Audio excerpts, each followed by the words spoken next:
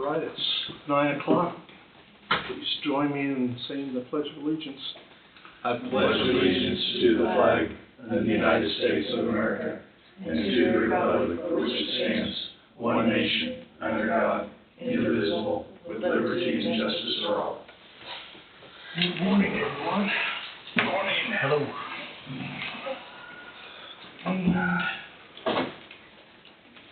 Kick this off with, I'd entertain a motion to approve the minutes of Monday, it'd be July 6th. Monday, July 6th, 2026, as written. Also move. Second. Okay, Thompson moved and Parker seconded. Any discussion? All in favor, say aye. Aye. Anybody opposed?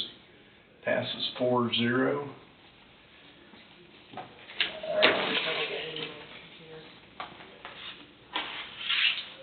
By the way, we were informed Commissioner McCurry will be here. He's delayed a little bit due to an incident north. We have 3 tax abatements. Were you guys able to view that? Mm-hmm. Tell you what, he passed the folder around. You guys can look at it. We can vote on it a little bit later. Okay.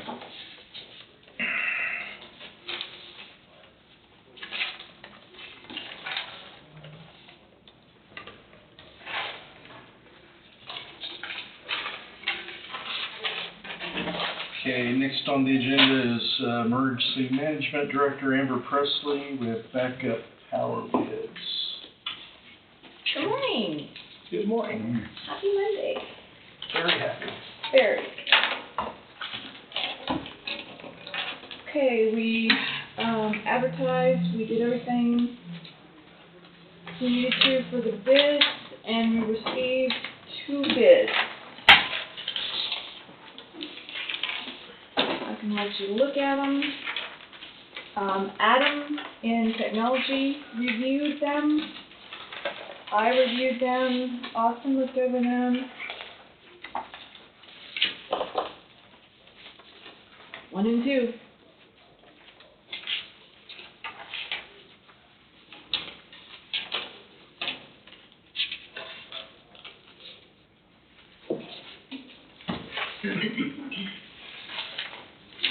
So looking at the total amounts here.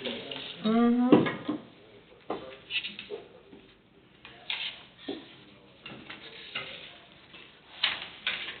We have one bid for $52,777.13. That's from Capex Electric LLC. And then we have a second bid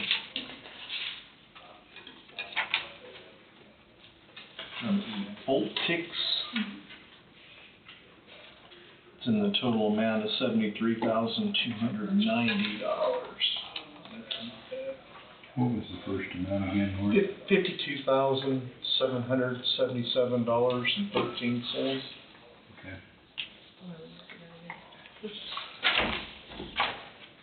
So is reviewed and do you have a recommendation? Yes. Yes. So are they not comparable? Not really. The Voltix bid has everything in it that we asked for in the bid packet, and the other bid just has pricing. It doesn't have any information about the system, the warranty, anything really that we kind of asked for. So, my recommendation, Adam's recommendation, is the Voltix, because they specify and clearly state everything in their bid about the warranty on the battery. It explains the work they're going to do, everything that I asked for in the bid packet, and the other one didn't explain anything. So. You guys want to look at it? And you think the additional stuff exceeds the difference then? Evoltix is a pretty well-known company. I don't know anything about that company necessarily. Doing some research, there's not too much about them.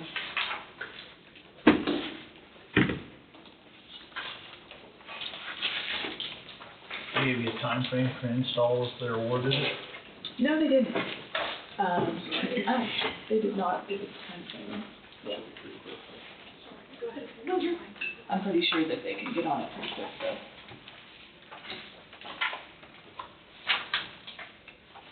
And if it's any consolation, we really kind of need this. The power outage during Burlington's power outage, part of the sheriff's backup camera system is on some of Adam, sorry. It's going to be hard to get used to that.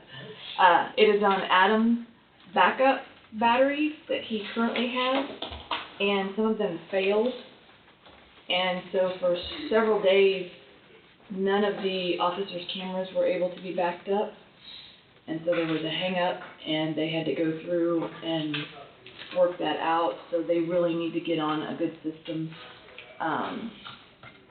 that'll help them seamlessly go through power outages and things like that too.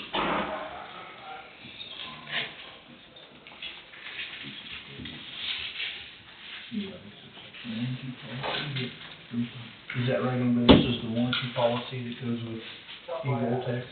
Mm-hmm. Yes, yes. That's the warranty on the batteries, yes. Okay. So they defined it pretty nicely in comparison Oh, to the yes, other one? yes, they spelled it out completely.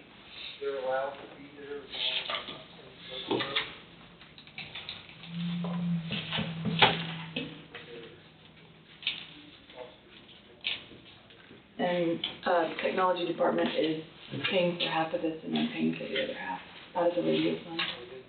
Okay. So is that, the Voltix bid, is it pretty comparable to other similar bids? Or, Yes, yes, it is comparable as far as my research was.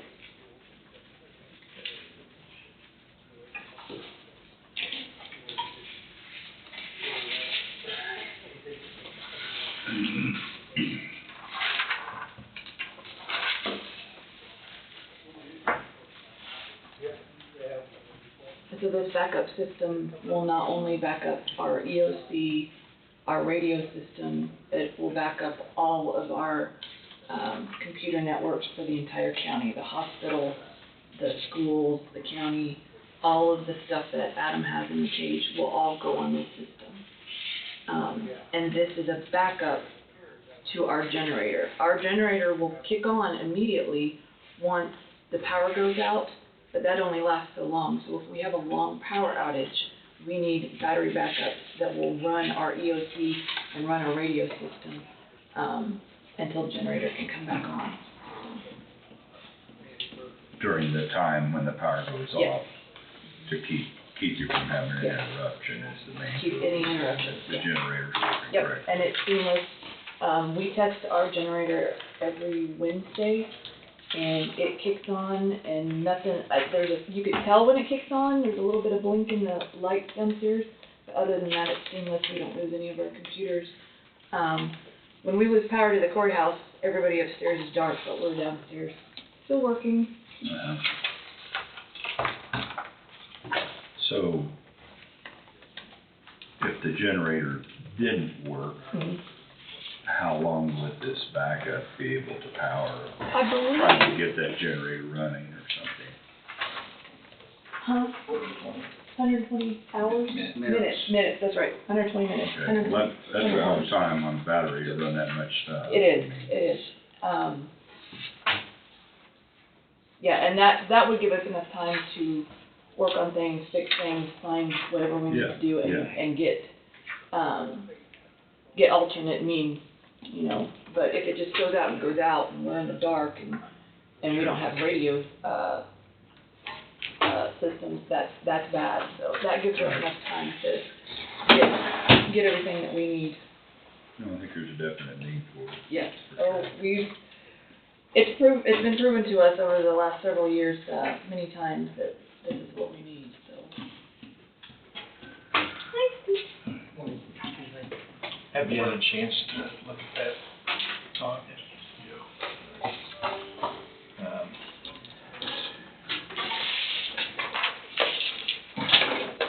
Well, I would, if you wanna look at it, what do you need to go on that? See if we had one from Voltic, Oh. that, is one I recommend, and then the other one is from a newer company that I've never heard of. They didn't spell out their terms, they just sent, Is that the Cape Andes? yeah, they just sent a one-pager. Okay. Didn't really fit the bid packet that we put out.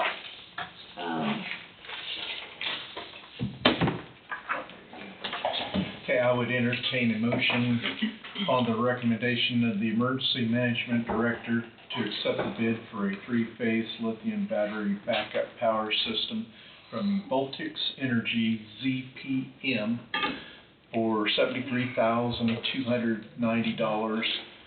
Funding for the purchase will come from Technology Office Reserve Fund, $36,645. And the General Fund Radio Department contractual line item, also for the same amount. I'll make that motion.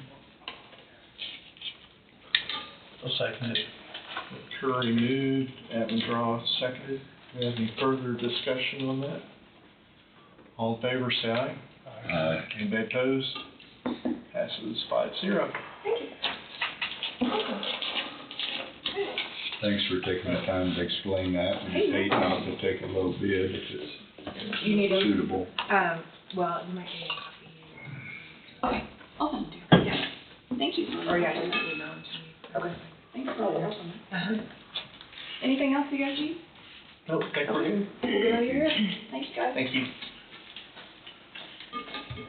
Next on the agenda, we have County Attorney Wade Bowie and Sheriff Tom Johnson with water softener bid opening. Do we have anything to open? I hope so. Okay. Okay. I was told there was gonna be.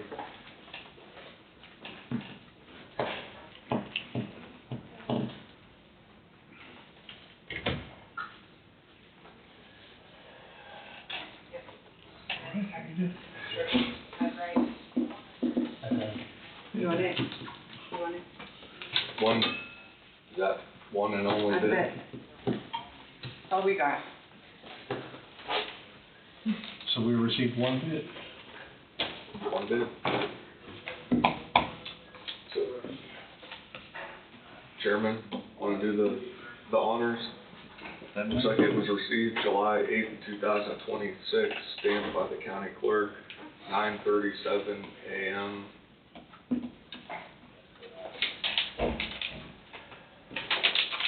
It came via email and we That was that. put it in a enclosed envelope so that it was not disclosed to anyone, so we didn't receive any other bids.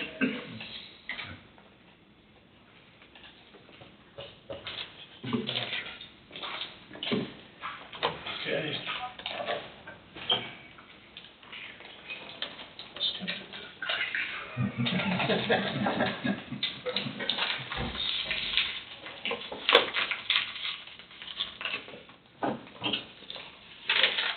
All right, we have, this bid is from McElroy's.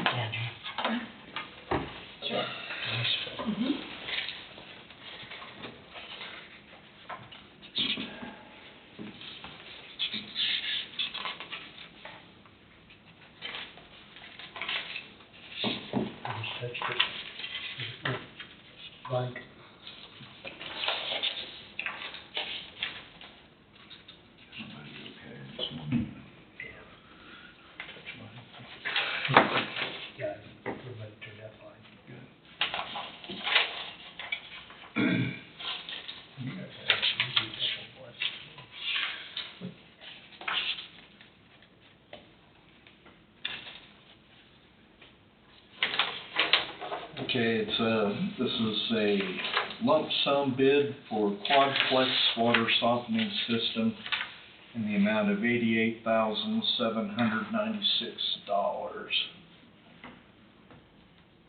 And I will pass it around so y'all can look at it.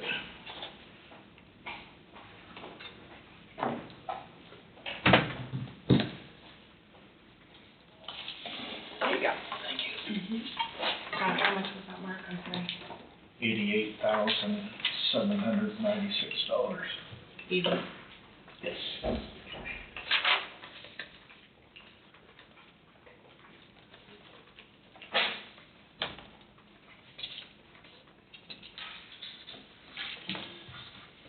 Yeah, that was like, was it Quadplex?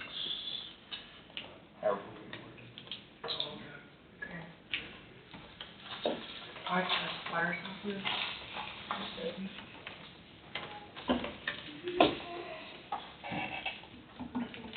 To be installed in the gym. Right along with the gym.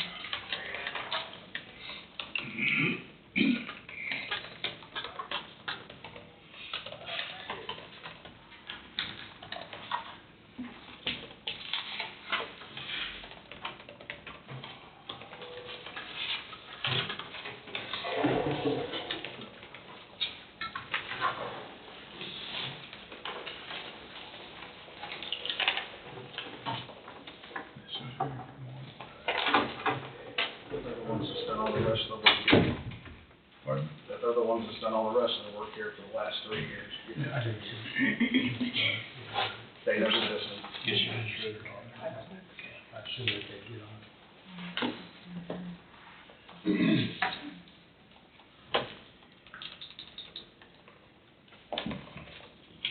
Now, I see one established. Okay. Start from Ink.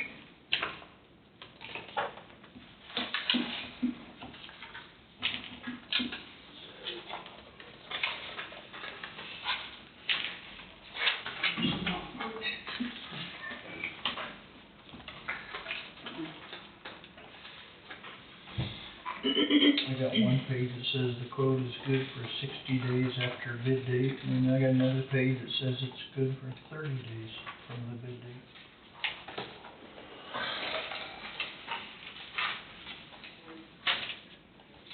Just mention the lead time on ordering. The equipment,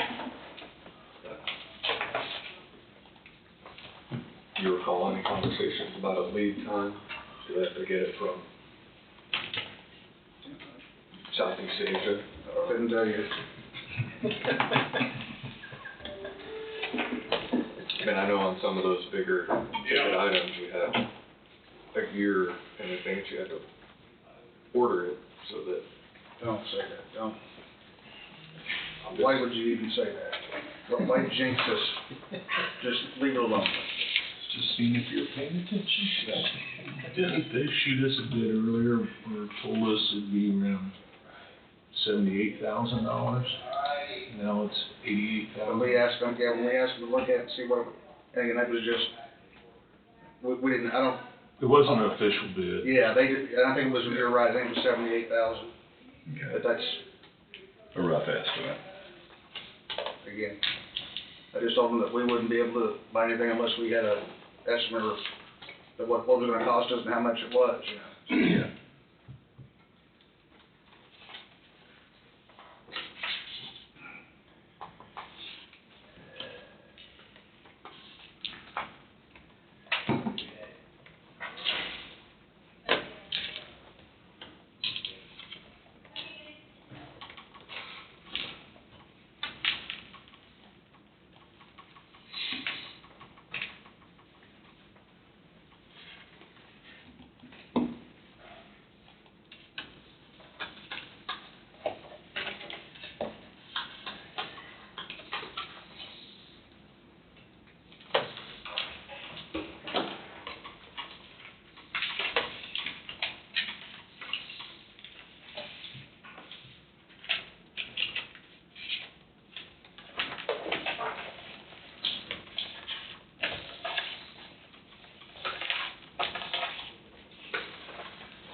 So this, on the cost, this additional stuff is not covered.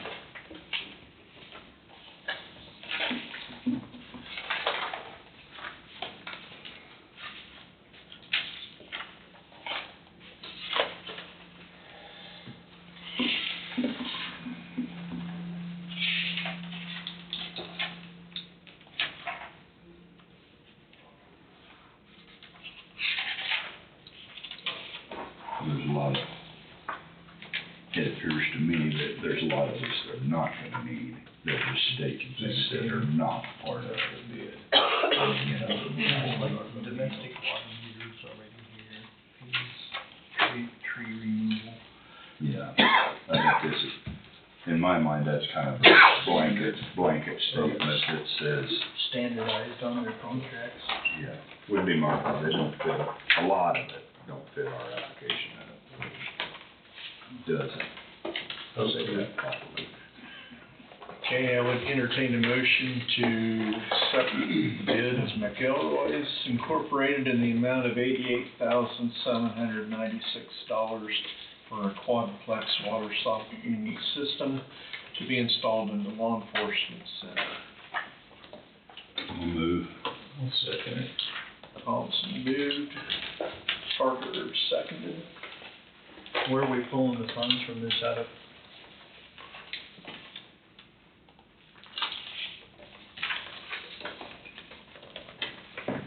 Funds to come from, Is this a capital type? You could do general fund, capital outlay line item for that amount.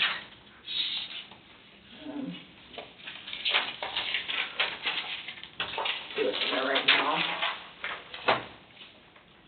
Tom, have you talked to the city any more about this problem? Are they willing to come in and flush lines or? They will when this system's put in. Okay. They won't do it beforehand, it's not making a difference. They would do it for us beforehand, but Do they have to come back and do it again? McElroy's have already said that there's gonna be, we need it totally drained to get the sediment out of that tank. So, they want it drained, and when it's drained, then they'll flush it. Okay. and those funds will come from the general fund line item, capital outlay line item. Any other discussion? All in favor, say aye. Aye. Anybody opposed? Passes 5-0. Sorry about that. Potential spam, hate to miss that. Okay, anything else on the water softener? I think we're good then. Got a couple other things, but I can wait till afterwards if we need to. Okay, yeah. I'll probably talk to you a little bit later anyway, I imagine, so. Okay, Housing Authority Director Lindsay Stuckey requests to waive landfill fees.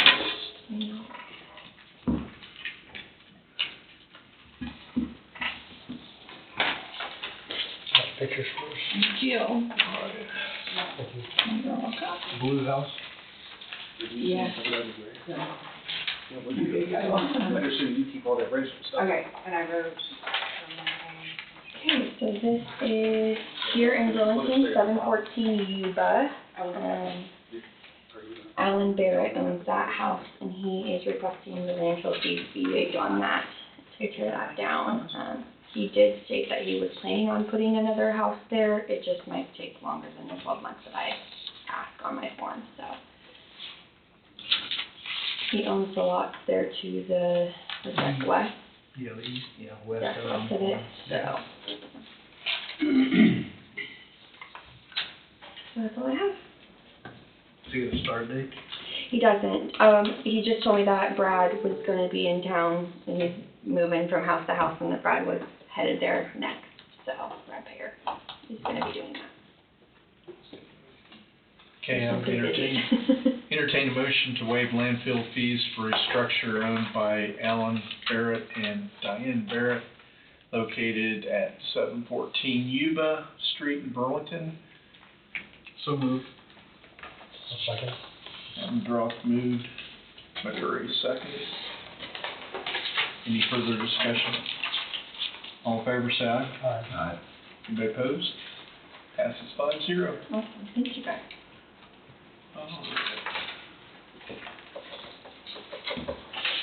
Ryan, Road and Bridge Superintendent Ryan Durst, contract documents.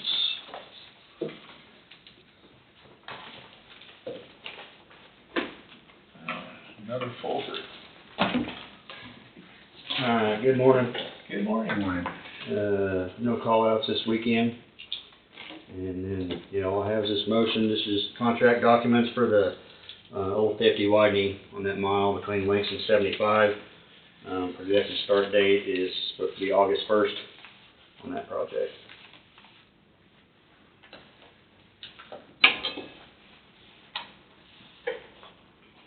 Okay. Are you gonna close that road down completely when they do it, or you And I think they'll have to. It'll be open to, the people that live there, local traffic? but it'll be closed to through traffic. And they just one lane it, or?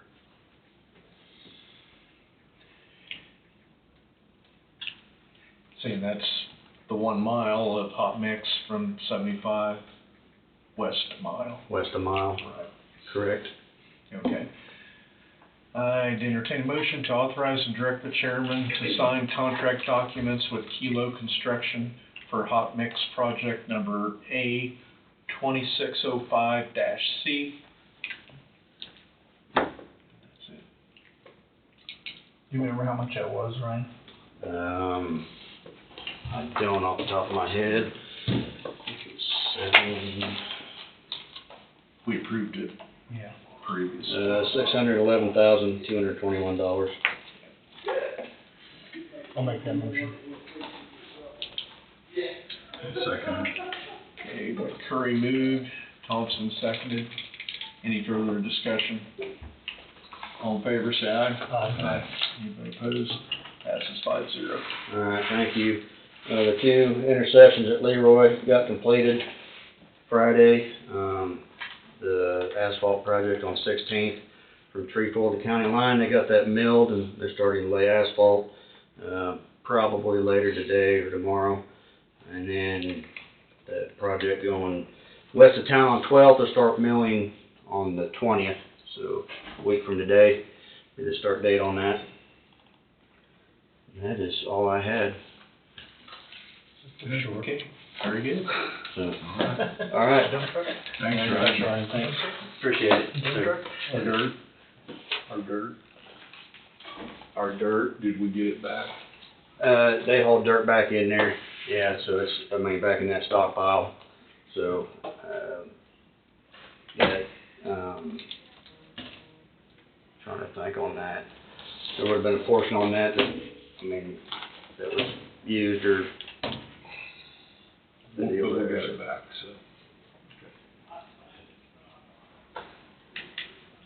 Very good. Alright, appreciate it. Thanks, Thank you. See you, Ryan. Okay, Fraser County, or Connie Morris, sorry. Personnel matters of non-elected personnel. I also have, the Blackbird line that they just put in Southeast Kansas. They have applied for a 10-year abatement, so they don't have to pay taxes to the state. So I wanted to let you guys know that. They get a 10-year abatement, they won't pay taxes for 2 years. Okay. And then I would like, 2 minutes executive session, please. Have you talked to Wade ahead of time or anything on? He doesn't need to be involved, he can if he wants to. Well, we've got to set up that any executive sessions needed to go to him to approve that we go to executive session. I'll just come back later, I'll talk to him and then come back later. Well, that or meeting. You have to do it now. Yeah, I should get it done now. Are you gonna need me for a lunch today, or Yeah. where do you wanna get it? Lunch What do you want? Lunch for the road line, correct? For everybody involved? Okay. Do you want, Well, do you want to just the road viewers are, sent a letter that said they were coming back here. do like ham and cheese? Yes. Turkey? Oh, I don't know. Turkey. I don't know. Be good. Just make it. Porterhouses. And yeah, just keep it simple. I mean, just something to, Yeah, I'll just keep it simple. How many minutes do you need? 10. 10?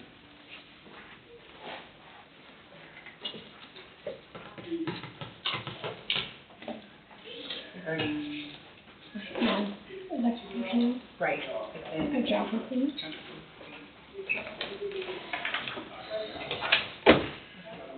Okay, I entertain a motion to enter executive session for 10 minutes to include each of the commissioners, County Appraiser Connie Lawrence, and County Councilor Wade Booth, second, to discuss personnel matters of non-elected personnel regarding job performance under the Kansas Open Meetings Act, KSA 75-4319B1, to resume in the commission chambers at 9:42. I'll make that motion. Second. Okay, McCreary moved, Havendraw seconded. Any discussion? All in favor, say aye. Aye. Anybody opposed? Passes 5-0. That's at 9:42. Yep.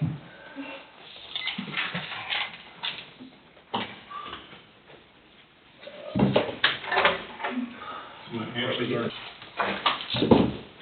42, we're back in open session. As a result of that executive session, it's my understanding there will be a letter being submitted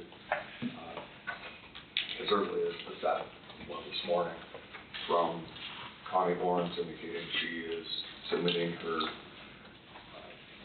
a letter that she's going to be resigning, going into retirement effective August 31st, 2026. So as far as what needs to be stated openly, that's going to be it. Okay. Next, I think we're ready for budget work session. Could I possibly just touch base on audit first before we go to budget? That way I don't have to make another trip. Think, do you have any extra copies in your office if anybody wanted one? yeah. Okay, so I am Emily Franks with Jared Gilmore Phillips, and we prepared your audit for December 31st of 2025. Yes, blue packet underneath there. Yep, okay.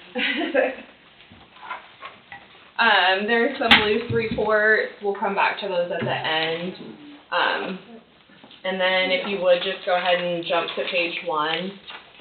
I'm going to kind of make this quick because a lot of these numbers we're going to go through as we kind of work through the budget process. But so page 1, this is the independent auditor's report. So this gives our opinions over the Coffee County, Kansas financial statement for the year ended December 31st of 2025. We do issue 2 opinions. One is an adverse opinion, and then we did issue an unmodified opinion. The reason for the adverse opinion is because you guys as a county do not follow generally accepted accounting principles. You guys follow the regulatory basis of accounting. So we can't really give an opinion on the generally accepted. So we are giving the opinion on that regulatory basis of accounting. So that would be like your KMAG audit, or you guys file that GAAP waiver at the beginning of the year, and that's what this is for. So we did issue an unmodified opinion with regards to the financial statement over December 31st of 2025, which is considered, in layman's terms, it's a clean opinion. So your financial statements are materially correct. Next couple paragraphs talk about the basis for those opinions. Bottom of the page on this 2 is the responsibilities of management over the financial statement. And on page 2 is our responsibilities as your auditor over the financial statement. Bottom of that page 2 talks about supplementary information. So within this audit report, there is additional schedules which have comparisons to budget as well as prior year information. And so that is considered supplementary information as it's not required. But if anybody were to have questions about the prior year audit report, where it could be found, on page 3, there's a link there to where the report could be located. And then also it does list out the opinion there. So On page 4 and 5, this is the specific financial statement that we're giving our opinion on. It is pretty high level, so the supplementary information reports give it a breakdown by department, by each individual receipt category, but you can see here on the left-hand side, those are going to be all your funds. Next column would be your beginning unencumbered cash balance. You guys did have some canceled encumbrances this year. Next column is going to be your receipts, then the expenditures, and then we come down to the ending unencumbered cash balance. You add the encumbrances and accounts payable, and then that takes you to your cash balance as of December 31st of 2025. So if you go to page 5, kind of bottom of the line, county funds, total cash balance was $55,451,000, and right underneath that, it's broken down by how your funds are held. So you've got checking accounts, there's some investments, and then there's some certificates of deposit. And then towards the bottom, you're going to see so cumulative cash is $89,738,000, but there is $34 million that is held in agency funds. So of those agency funds, that's going to be some of your distributable funds. So you guys collect taxes in December, but then they don't get distributed to the entities until January, and so that's why that number is pretty large there at the end of December. So that total cash, the $55,451,000. If you go to page 6, this is the start of the notes to the financial statement. So this supplements that schedule or the statement that we just talked about, but this is going to give just some overview of your accounting policies. On to page 8, this is going to give a layout of the budget process. It would list out if you held a revenue neutral rate hearing, which you guys did for this specific year. There were no budget amendments. And then on to page 9, that lists out all your funds that are not budgeted. Under stewardship, compliance, and accountability, we did have a couple violations. One of them being there was negative cash in the intellectual disability to end the year. The funds that had been distributed to those entities was more than the cash available in the fund. So that just means this next year they're going to have to kind of make it up so that it comes back down to a zero balance. And then there was a couple budget funds that the payments out to either the entities or the expenses from the fund were over the budgeted limit. So that is listed there. And so those statute numbers are listed there as well. But on number 3, this is deposits and investments. This talks about how the county's cash and investments are held. On page 10, second paragraph from the bottom, that just lists out the carrying amount of the deposit, the bank balance, and then how it's held, and that you guys are covered, which is another thing that we look at, is to make sure that all your funds are secured at the end of the year. On page 11, this is long-term debt schedule. So this lists out all of the debt that is outstanding that is attached to the county's name. And you can see there's 2 GO bonds, and then there is the taxable GO bond as well.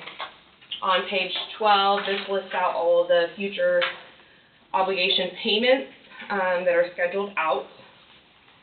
Page 13, there is an IRB that has been initiated, but nothing has been taken out on it. That's that industrial revenue bond, so it is noted there. The Law Enforcement Center is a continued capital project, so we have to list out the authorized amount and then how much has been expended from the project, as well as the estimated completion. But on number 8, that's specific to CAPERS, and so this lists out, what the CAPERS rates are and how much the county has contributed on behalf of employees. So you can see towards the bottom of page 13, there is the CAPERS amount listed as well as the KPNF. On 14, there's some long-term obligations from operations. So this is going to be specific to like your compensated absences, and it lists out what the potential liability is to the county for those hours that have been accrued but not paid, and so those dollar amounts are at the top of 15. There are, on footnote number 10, a couple economic development loans, so those are listed out there. Risk management, this just states that you guys have obtained insurance in order to cover yourselves and alleviate from potential risks out there. And then you do also have the employee benefit fund, and you have a stopgap policy that has a aggregate claim limit of $125,000. So that's when that kicks in. On page 16, top of the page, that talks about the landfill closure, post-closure care.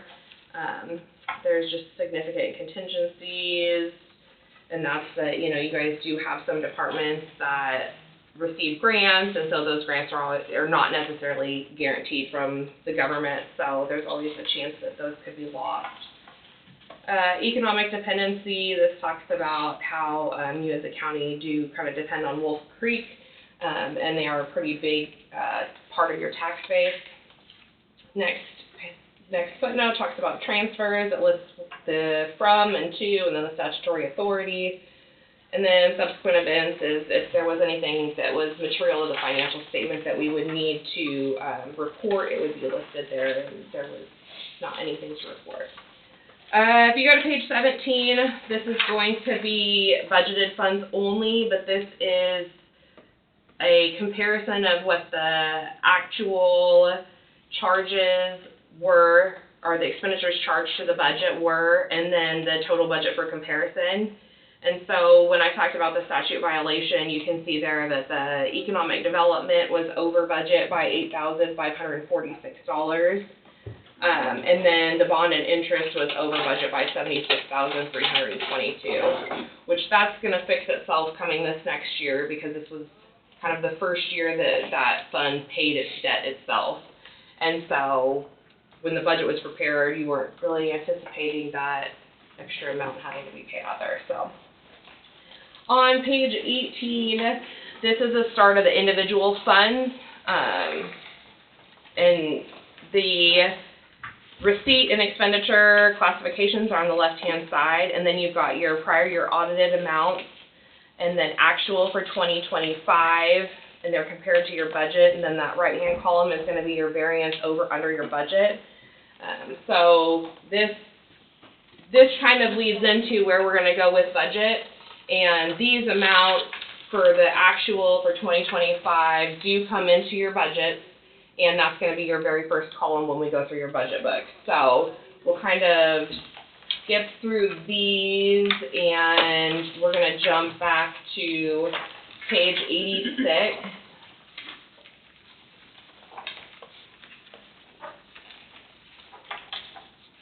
This is the start of the agency fund. So this includes all of the entities that are on your tax base as a county, and it lists out how much was receipted in tax dollars and then how much you've paid out as a county to each of those entities.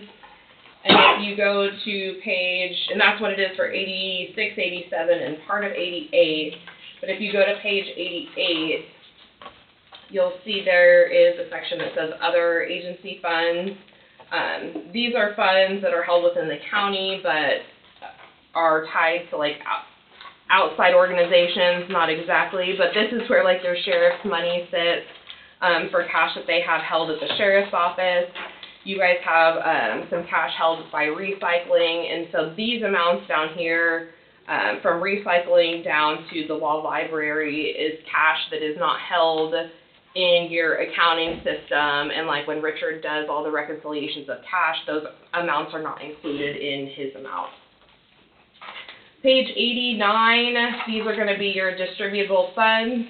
So you can see your current taxes. There's $33 million there that has to be distributed, which that'll get distributed in January. So that's why these amounts are so large at December 31st of 2025. Okay. That was pretty quick. Does anybody have any questions over that?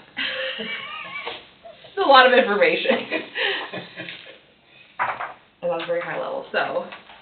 Okay, there are some loose reports that were behind like the cover page there. This is communication from our office to you as the Board of County Commissioners. We used to be able to just tell you this verbally, but standards changed, now I have to put it all in writing. So, this first letter, if there would have been any changes to the accounting practices or policies, that would be listed here. Bottom of the page talks about corrected and uncorrected misstatements. So there were some journal entries that we had to perform as a part of the audit that took numbers from where you may have previously seen them to where they are in the audit reports today. And we do provide all those for you. It's going to be behind this letter. Not particularly pretty because we put them in the format for your accounting system. That way they can just import them. But the bulk of them is to record accrued payroll and then reverse accrued payroll. So, And that's because it's split over the year. yes, yeah. So accrued payroll is for employees who have maybe worked 1 week in December, but then they don't get paid until January. There's a little bit of math that's done in order to make sure that the wages get reported in the correct budget year. So for the time it's worked. This all started when we changed how we were paying employees for actual time worked, and then we kept it as paying once a month at the end of the month. So that's how all this came about and why you see that. Next page talks about if we were to have had any disagreements with management or issues, they would be listed here. We did not have any problems. And then there is a section here that talks about other matters, and that's specific to the supplementary information, which is all those individual fund schedules. And the very last report here behind the journal entries, this is the management representation letter. So this is a letter from you as the board to our office, and it just talks about all the things we've discussed throughout the audit process and if there was any related party transactions, that they were disclosed. Read through that if you'd like. Any questions? No? Okay. You guys want to talk about budget now? Get it over with. Okay.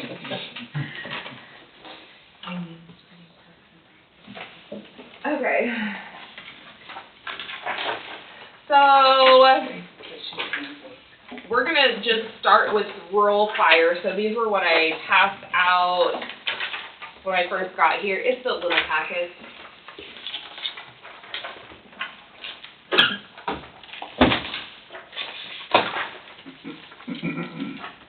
Everybody find it? Did you find it? Okay. So I did not have any requests for rural fire, so I went ahead and took, if you go ahead and flip to page 6. I think you remember. Oh, I didn't? Oh. Yeah, there was nothing on that, so I was like, okay, well, I took it to revenue neutral. Okay. Well, there is more than that. Okay, I'm sorry. I sent that to you.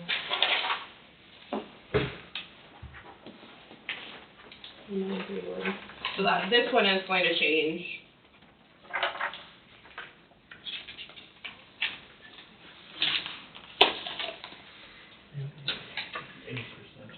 Can we, put it up there? Or you want me to print it, a new copy? Or you gonna email it? Or, I don't know. Put it in on your computer? Sure. So you have the HDMI, Yeah. and that's will power that if you plug it into your USB.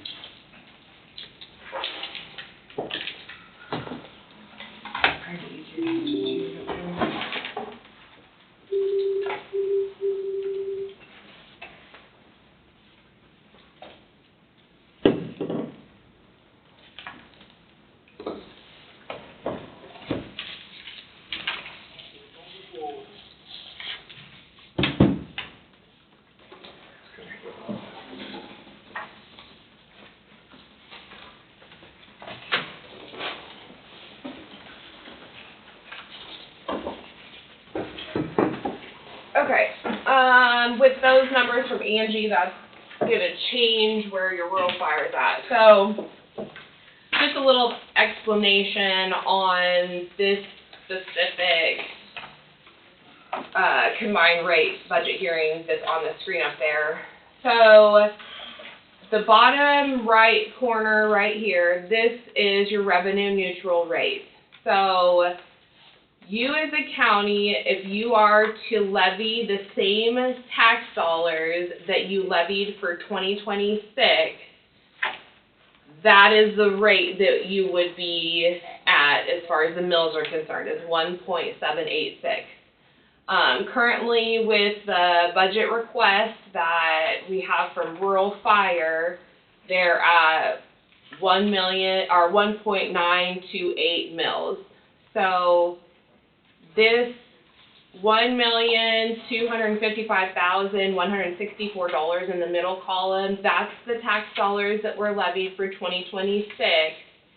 And if you levy the 1 million, or if you want to have that amount of expenditures, the 1,381,000, you would have to levy $1,355,000 of tax. So it's a slight increase. It's about $100,000.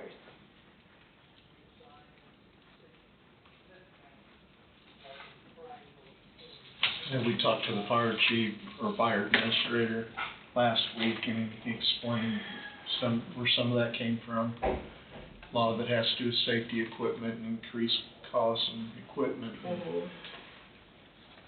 Being that it's fire and safety and everything, I was getting the feeling that we were okay with his request. Am I remembering that correctly? I mean, it is a slight increase, but something that we're talking about safety and gear and stuff like that. I don't think we want to mess with that too much. Does that answer you? If we're okay with the 1.928? I mean, if you guys are good with that, that makes this easy and we can keep on. Well, then, we can have that at budget hearing, and if, we can always go down at that point if we need to. Yeah, and that's a good thing, that you bring up, is that you have to notify, I'm just going to kind of explain the process a little bit, but you have to notify the county clerk by July 20th of any intent to exceed your revenue neutral. So if you guys decide, okay, we're going to go with this 1.928, and you tell that to the county clerk, then you can still come down from that number between the July 20th when you notify and when you actually have your budget hearing. So you're not set on this number. It can come down. It just can't be more than that amount.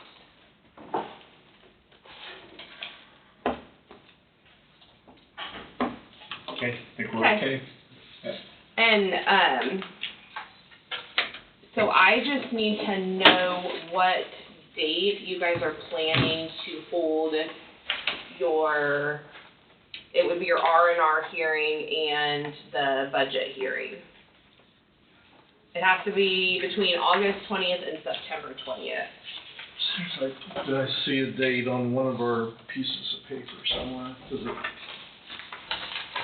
August 24th, is that what I'm recalling? Angie made it. Okay, Or okay, I can did you fit that in Well, there? I put it in here because that's the same day you held it last year. Of course, the date has changed. I think it was the 25th last year, but Yeah. it would be on a 24th Monday. was a Monday. Yeah. Before it's supposed to be our meeting. Yeah. August 24th. Yep. I'm okay with August 24th, Okay, all right. unless there's a compelling reason to change it. All right, August 24th. Okay.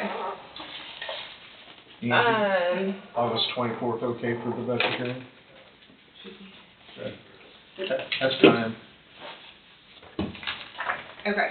Put that in our calendar, let me just make sure there's nothing else. What time did you say, 10? I have 9:15 on here, but I can do it whenever you That's would fine. prefer. I just wanna know the time so I can, Or do you wanna do this one at 9 since it'll probably be faster? oh, yeah, well, Or 9:15, cause you I gotta do- approve minutes and all Yeah, that I stuff would first. Okay, 9:15. 9:15, you decide. Is that for the fire? That's a fire, yes. Yeah. 9:15. Okay,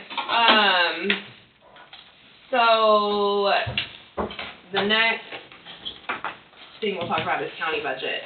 And I'll tell you right now, there are already some changes from when I print these on Friday to where they are now, because there were some things that had been missed in the general fund. So I'm gonna show you where we are right now. So if you just need kind of a visual of what I'm looking at, it would be page 28 in your budget packet. Didn't, Not too much. where did you take it to? 59. You have it 53, didn't you?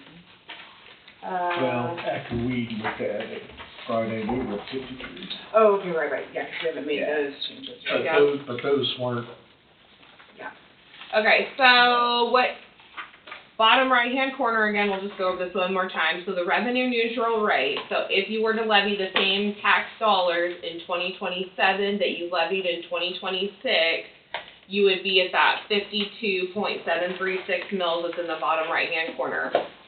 On the printed version that you have in your hand, after everything has been entered, you are at the 58.527, but there were two departments that were missing budget amounts in the general fund.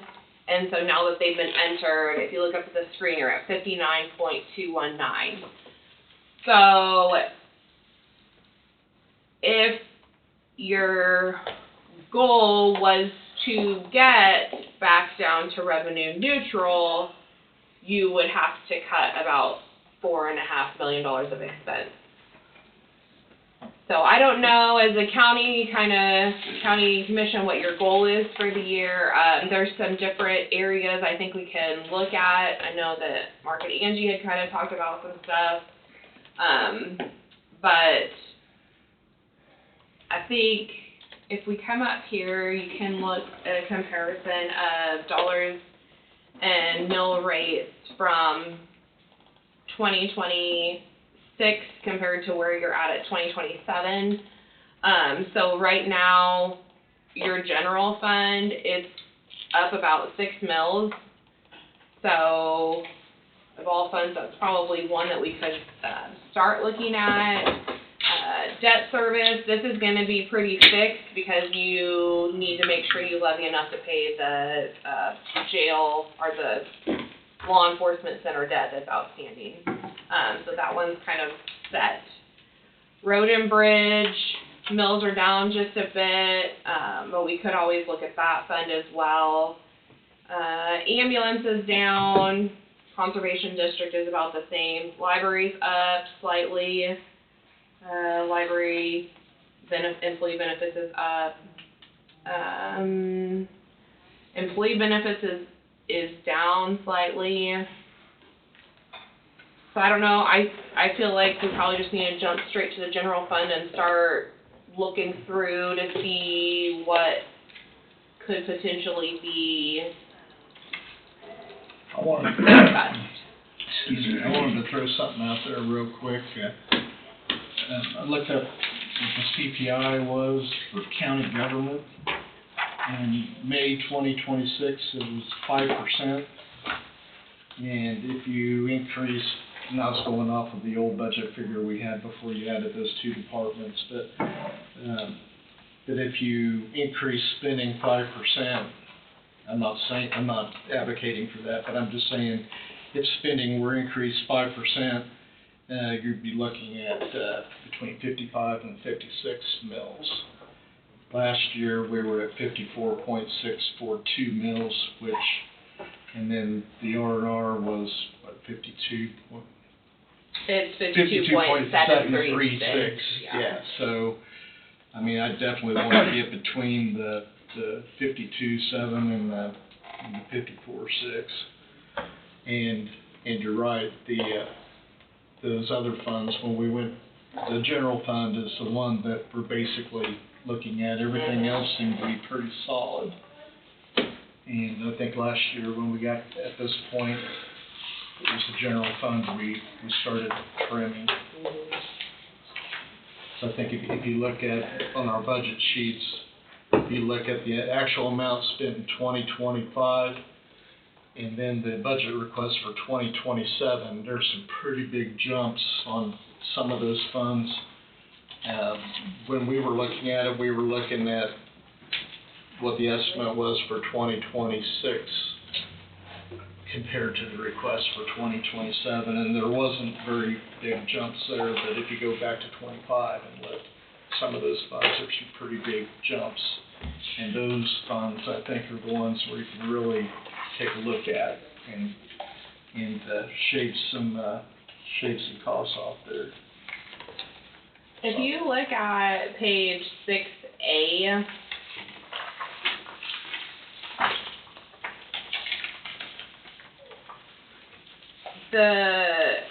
it's just totaled by department. Once you get into 6B, it's going to give a breakdown by like more detailed line items, but this is kind of high level on. So the prior year actual numbers that you see here, those are coming directly out of the 2025 audit.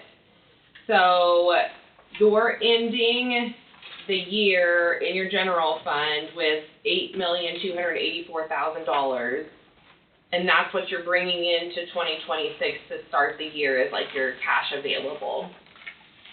So, but you can see, if you look at the subtotal line from 2025 to your projected expenditures for 2026, I mean, there's a like $5.5 million increase right there. And so then, you know, 2027 is pretty comparable to where 2026 is, but this is like what Mark's talking about, how it was a pretty big jump there.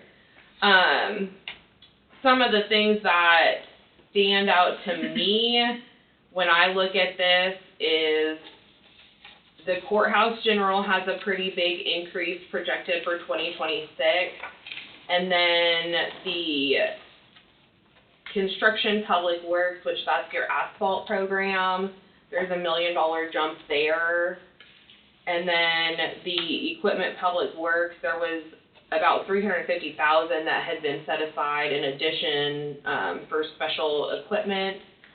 So just some things to. And Mark and I did go over courthouse general, and the reason we increased it so much last year for this year is because we didn't know how much we might have to cover for the law enforcement center. Okay. So we talked about cutting that down. I mean, you want to take over there, Mark, and tell them? Go ahead. So I ran a difference of what was expended in 2025 compared to what we spent this year to date, estimated for the rest of the year, and I think we could take contractual down to $100,000 and capital outlay down to $100,000. I mean, we could still maybe take a little bit more off of contractual. Take it to the 1.2. Take the 340 down to 100,000, and that one down to 100,000. Because see what we spent here. Contractual is 1.2 here, and then I'm sorry, commodities is 340. Commodities and capital outlay to 100,000. And then we could maybe take the 1.2 down a little bit more on contractual. Let me see where we are here. If they agree to that.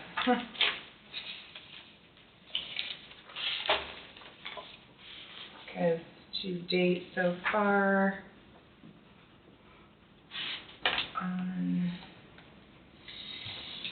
contractually we've spent $481,000 as of June. And so if we double that, you're roughly over $900,000. So, I mean, I don't really know if we want to go much lower there, just because we still don't know for sure how we're gonna finish out this year. And then on commodities, we're at, year-to-date, we're at 4,400, so we're pretty low there. And the 100 could still be a little bit over. And then capital outlay, we just virtually haven't spent anything yet.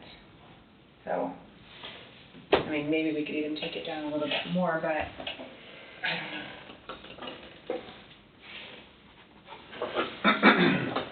We're on page 6B, by the way. Yeah, towards the bottom of that page. So that we could for sure do, and then we just keep going and see what everything else looks like. And remember, the first fund that we started at was on page 1 of your budget book, where we had the wages, the $600,000. Last year, we did the same thing, we got rid of that $600,000, Yeah. the wage increase. So if they Because would it's do kind of that- duplicate, if I understand that right. Isn't it already built into department budgets? It is, really. I mean, Wage increases are. we used to budget 3% and also 3.5%. But now we're just doing the 3.5%, and you had the 600,000 set aside. But I mean, the way it's looked so far, it's coming out fine if you didn't remove the 600,000. That's what we did last year, that's where we started last year, I believe. It's on the last, Unless you see any red flags there. Yeah, I think the cash carryover in your general fund is sufficient to not have to put that in there to, especially if the individual departments have already also included that with their budget request. Okay,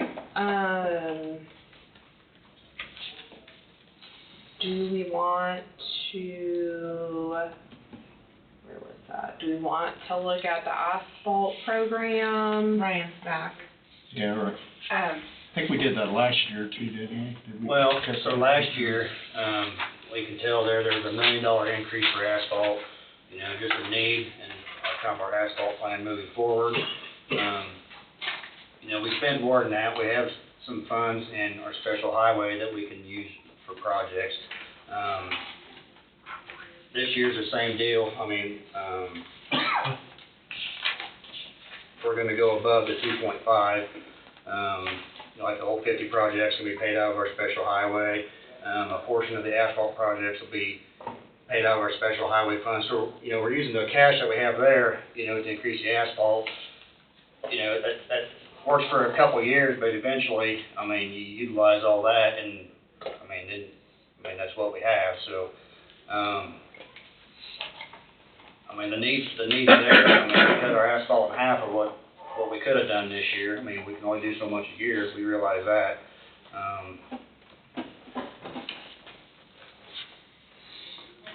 But you do have the funds in another fund for now. Well, I mean, special highway, I think, Yeah. has around $3 million in it now, and I know we have at least, $1 million for extra asphalt this year. You know, there's still a closeout for the old 50 widening project that the state hasn't closed out yet, which I think we're gonna be around $450,000, I think, for the closeout cost on that. So that's what will be getting pulled out of those funds this year. Okay. We may have to cut some projects back and push things back, relook at things, because our taxpayers took a big hit last year. And I want it down close as we can get it, if not at moving, neutral revenue. Without shorting safety in anything, anywhere.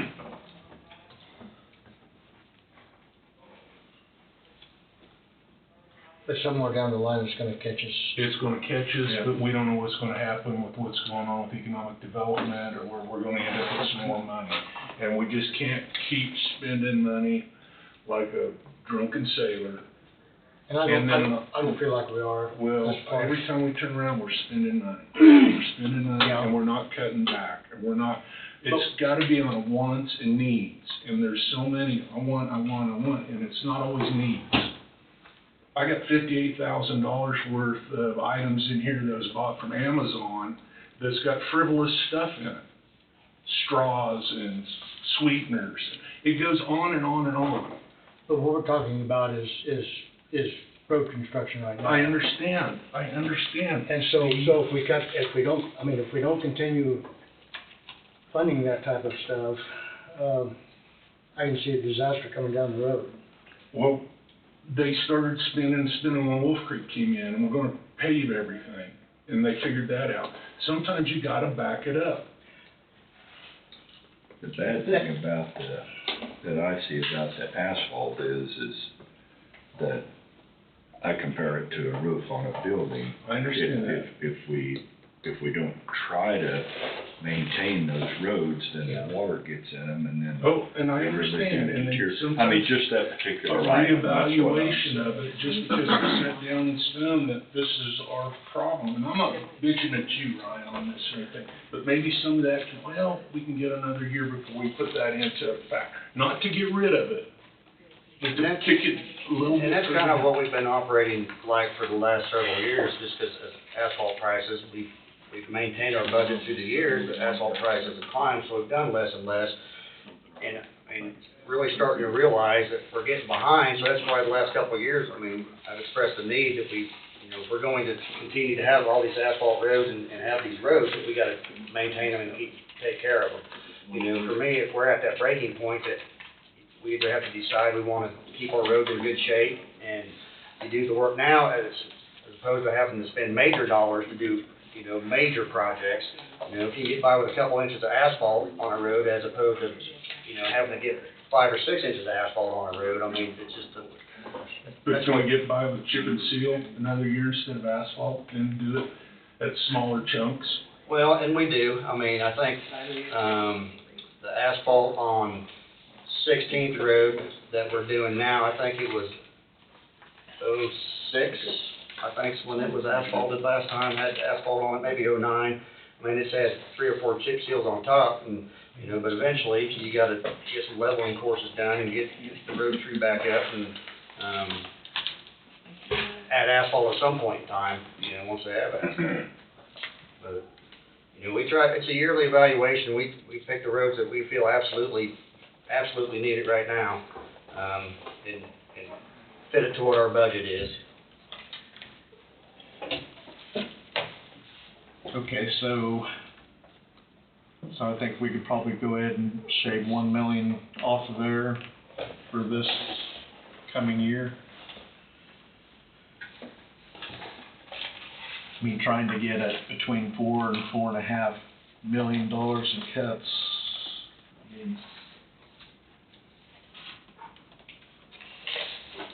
Have to take some big ones like that, I suppose. Do you wanna keep with 26 at the 2.5 million, or 1.5. in 26? Oh, for 20. And we're already budgeted for 26, it would already be 2.5, right? It is. The projects that you have for this year, were you planning on taking out all, up closer to 2.5 We've million? already had motions well above and beyond the 2.5 for the asphalt projects we have But coming. what I guess you got money in special highway or whatever,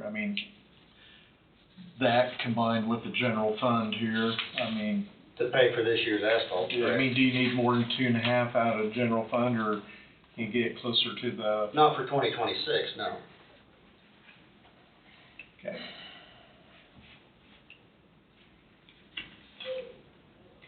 So I guess the question would be, are you gonna spend the 2.5 million in 2026 out of general fund? Yes. Okay. But we're talking about lowering it to 1.5 for 2027. For 27. We have more needs than that, but, that's you guys will make that decision. And I would say right now,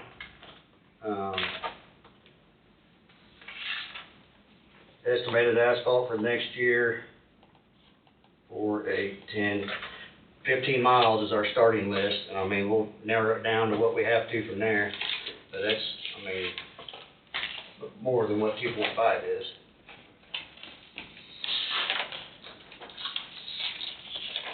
Then we'd like to do the rest of 12 from Angus to Ammer, finish this stretch out. 16 from Wolf Creek to Trefoil. I mean, we'll kind of cut those projects in half this year to fit our budgets. And also Ammer going south of Gridley would be the 3 big ones. And Reaper north of 50, that 2 miles, there's desperate need for some asphalt, so. I mean, that's kind of our starting point. We'll narrow it down as needed.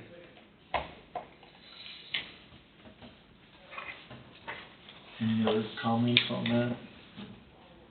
I just feel like our departments have done a really good job of budgeting for this year. I know they cut last year,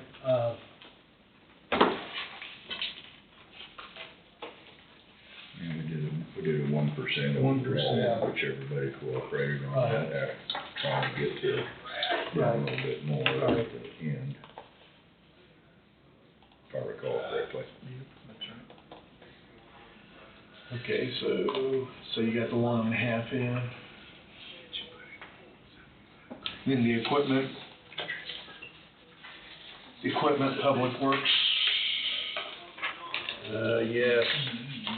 We were looking at trimming that, Ryan, but then also recognizing that we got the equipment reserve fund where some money could come out of if we had to. I believe I have 1.28 budgeted for equipment.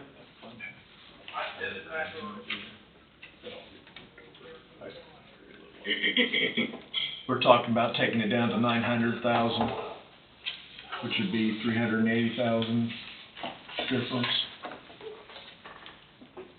Yeah, we'll pull out general fund if needed. I mean, if something arises that we. Well, that's what we're talking about. If you absolutely need it, I mean, probably get into equipment reserve fund.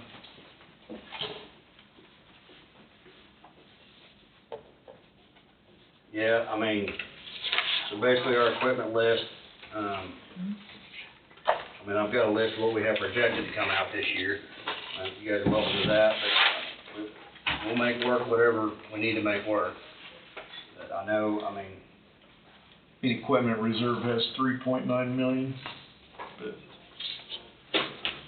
our starting point for our equipment list was around 2 million, and we cut it back down to what we felt was what we need, our needs for this year. Right.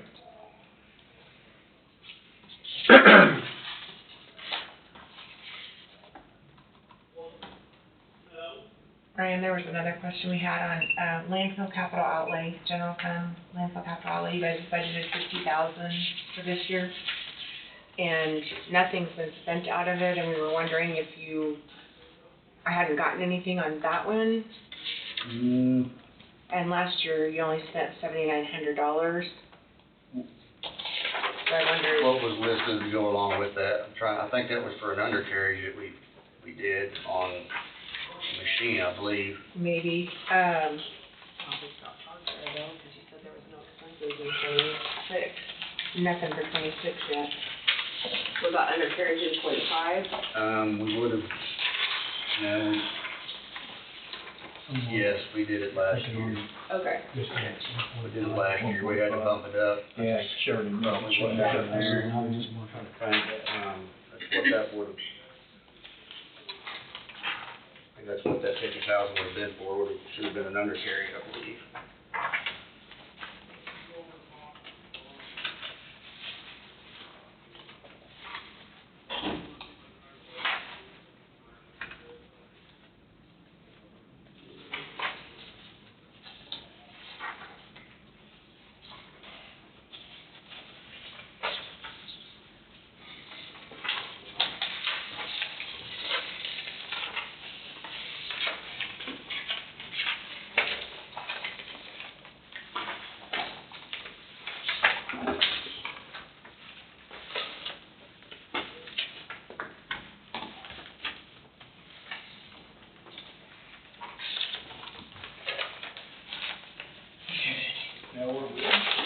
trying to figure out. Landfill, we need to leave about 50 there for purposes of 26, or, and if we need to budget something for 27.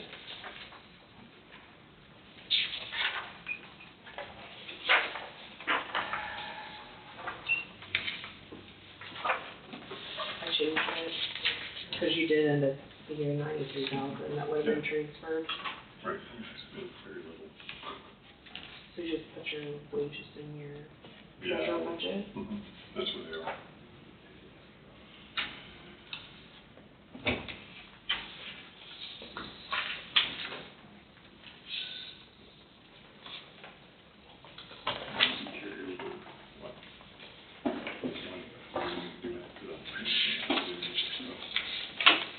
Which technically, everything that's in here at the end of the year is supposed to get transferred by June first, 15th, whatever. I bumped it up to this in general, and then 27 also.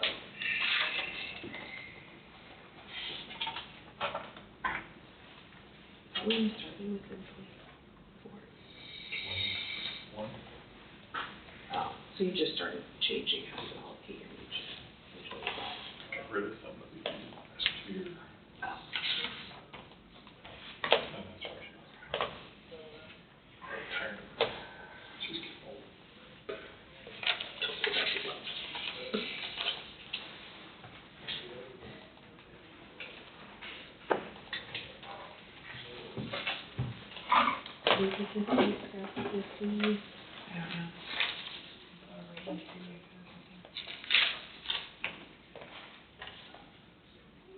Or we can go on to something else.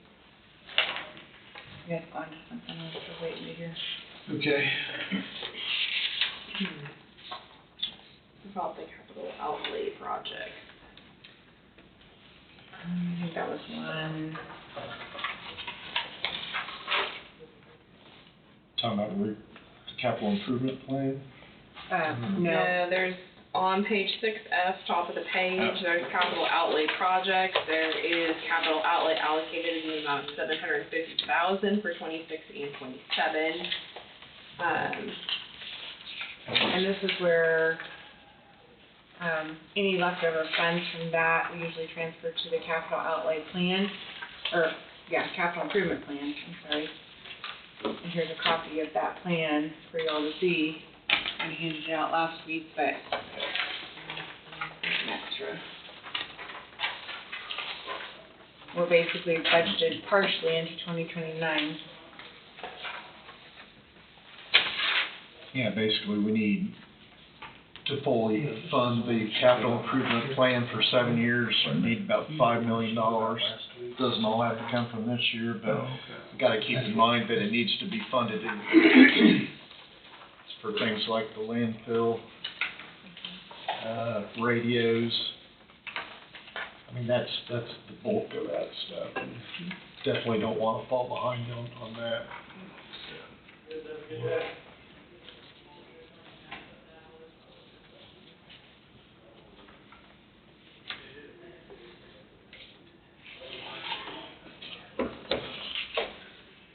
So, yeah, that's funded with mostly transfers at the end of the year, right?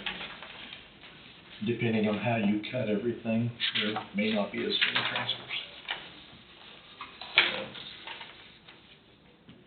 We haven't spent anything this year yet.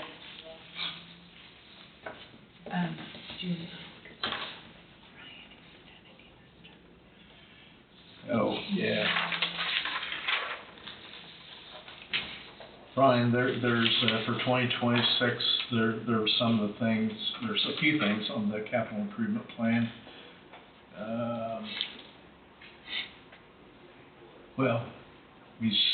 Let me start with 2027. There's $300,000 listed for road and bridge shop projects. Are you still planning on doing that? That one's probably gonna get pushed back a year. That was on the replacement of the Kelly building. We're not ready to pursue that one quite yet, so that one will get pushed back a year. Is it still roughly $300,000? That's what we're estimating for replacement of that building. Okay. And what about the office remodel? This year you had $20,000. That's Done. done. Have we already paid for that out of capital? I think, yeah, I think We've there's signed some vouchers half, I on think that. there, yeah. Cause I'm not sure that we paid anything out of it. What, a couple weeks, couple weeks, These- I couple think weeks the ago. last couple weeks, Yeah, I we've think- signed I think- vouchers on it, carpet, tile, cabinet, Paint? paint. That's my recollection. Yeah, then we had shop improvements, $100,000 this year. That was for concrete work around the shop, and that's probably gonna get pushed back a year or two on that one. Okay, so that hasn't happened yet.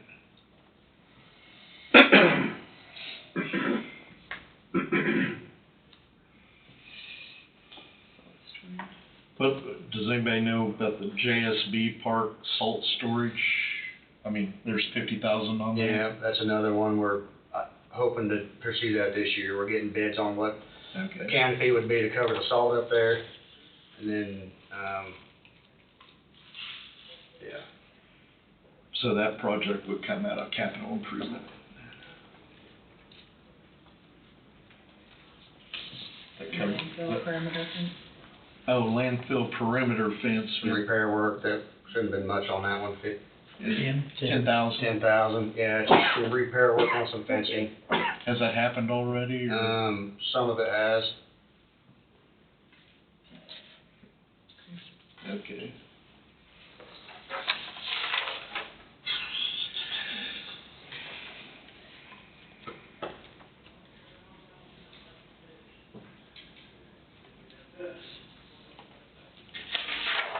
So that doesn't change those figures No. much, it's just moves a couple columns or whatever here and there. Did you find out on the 50,000? That was, yeah, I mean, that was budgeted for the undercarriage on the track loader, so I'm checking to see where that got paid out of, cause I thought, I know it's earmarked for that. What about utilities? So you've got it, expense in 25 was 138,000, And that was another one but with, budgeted in 26 was 280, but then the budget for 27 is down to 185. So let me look at because it. I think it was maybe the law enforcement center, you were worried about what the Yes. utility cost of that new facility would be. Yes. And so that's why 26 got budgeted a little higher. Mm-hmm. But I guess for 26, we have a better idea now. Yes, I was gonna see what we've spent so far. It actually hasn't been too bad. We're at, 64,000 roughly. So, Is that to 6:30? that's through 6:30, yeah. How much? 64,000, 128,000. so it's not really not too bad, too much of an increase. So,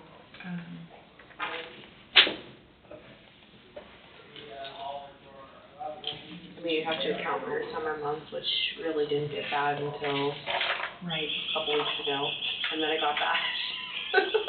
yeah. I'm just doing a quick.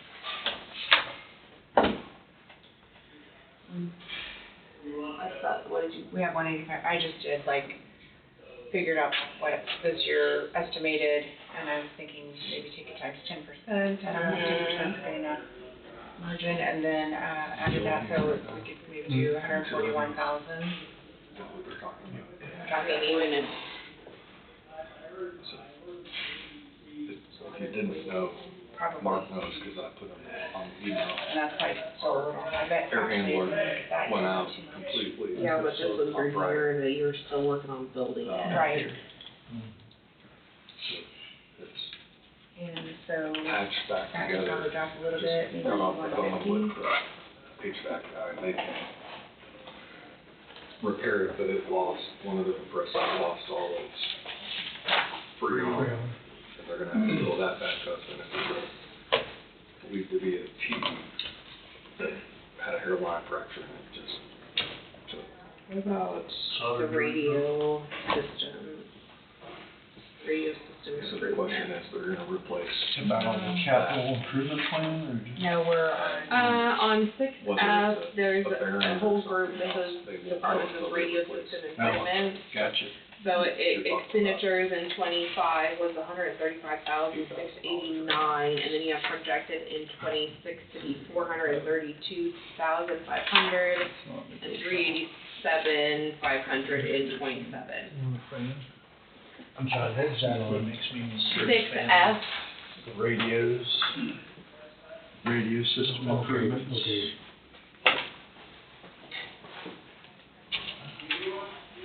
is there a big expenditure rate coming with the air conditioning?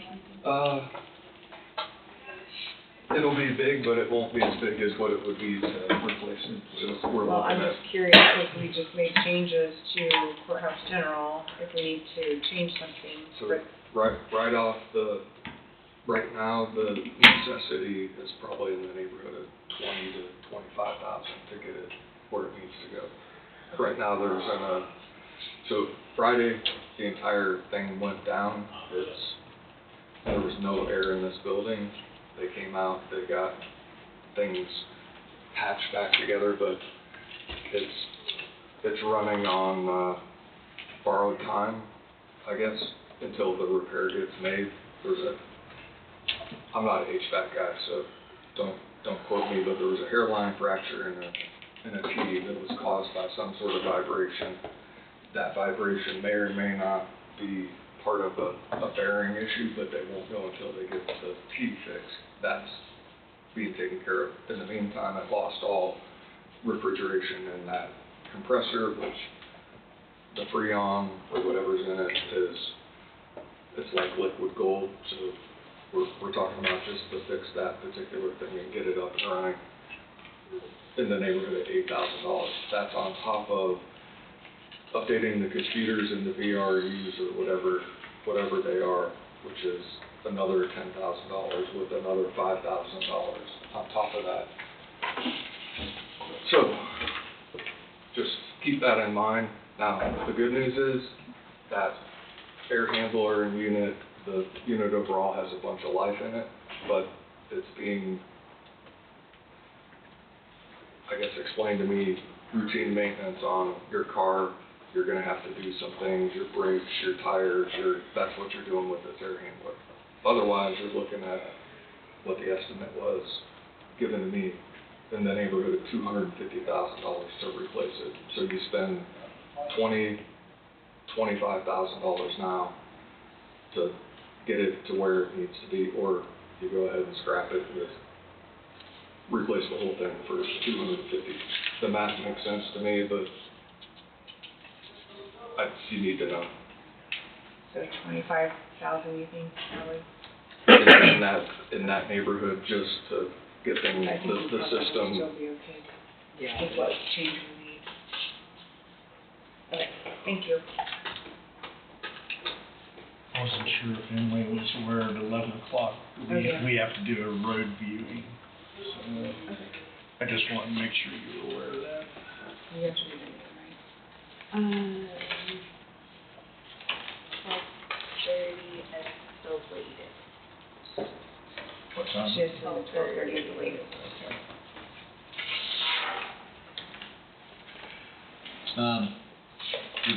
Did we go over, we had a few possible changes on public safety?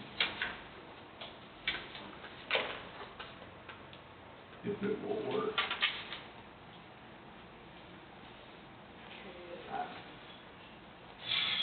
Okay, 60.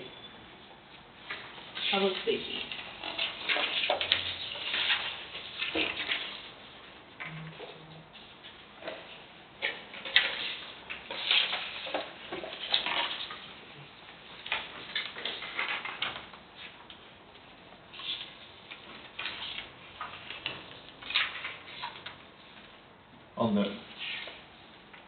We were looking at the transfers that were made and then the expense, what's been spent so far this year, and hopefully some kind of cushion, but yeah.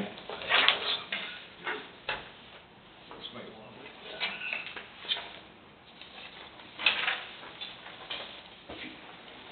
I'll note, Tom, if, right up there, you got 3,160,000 for personnel services. We're looking at seeing if, could trim that back to 3 million, even.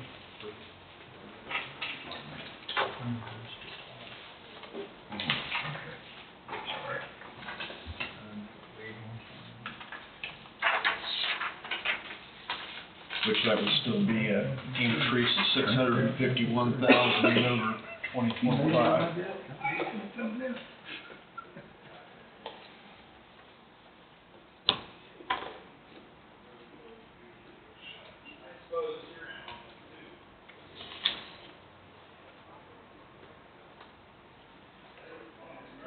Just have to give me numbers and I'll have to go down and have Angie punch it in and see what we can do.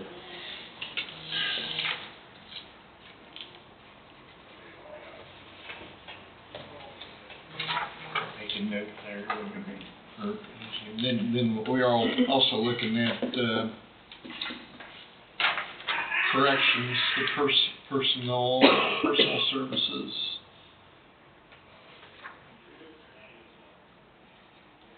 Taking it from 1,215,000 down to 1,065,000.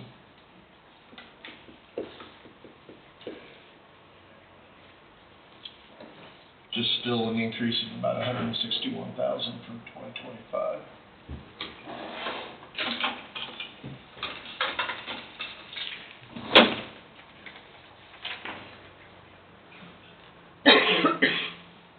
And it could be, I mean, wouldn't necessarily have to be personal services. You could take and lower down contractual commodities and capital outlay a little bit if you look at just 2025.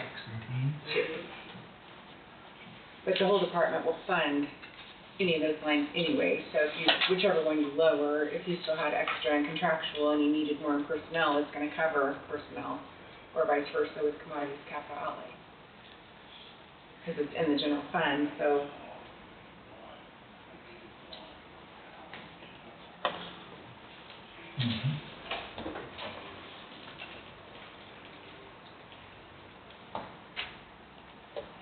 Do you want me to email that to Angie and ask her to look at it and see?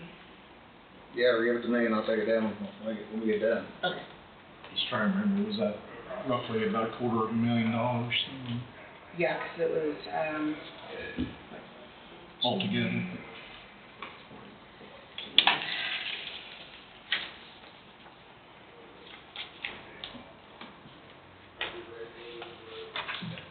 They just want to get out of the office. 310,000.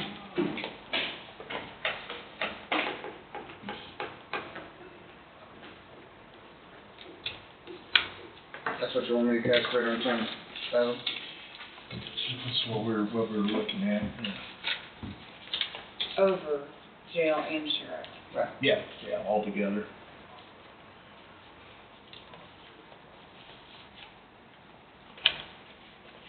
But if it won't work, Yeah, if it won't work, let us know.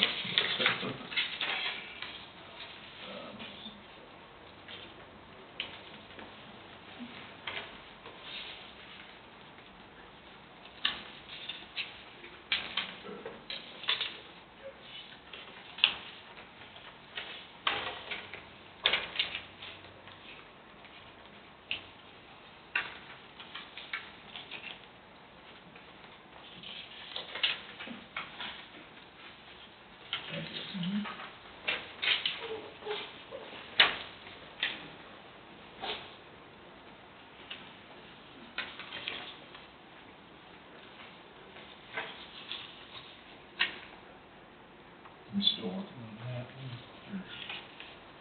he'll have to go back and plug it in his system and see. Before we make the change.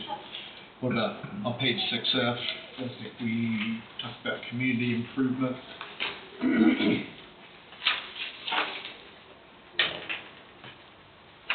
So what are you thinking on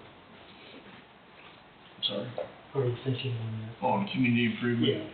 Scaling it back to 300,000. From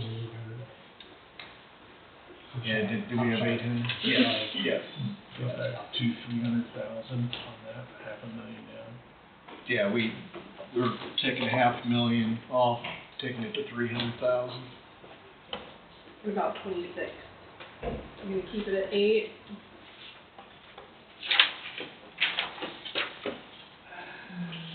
Good question.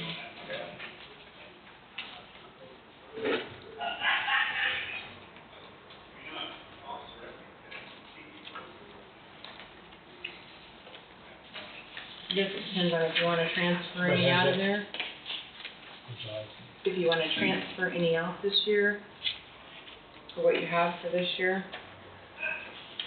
So I mean, you said you've got the 750 up here that you said was kind of set aside for transfers out. But then you're also saying some of that community improvement would be transferred out as well. But they wouldn't necessarily have to. We've spent 21,000 this year so far, on community improvement, well, much. Out of the 800,000. Why can't we back that down this year also? Good. Will I be able Take off 300,000 maybe, and 25, and. Yeah. Keep in mind, some of these funds, we're talking about some things in the future, like the water projects up there. Right, That right. water rights, that money's gonna have to come from some places, like here, some of those funds. And just keep that in mind so we don't get ourselves in a bind down the road. So.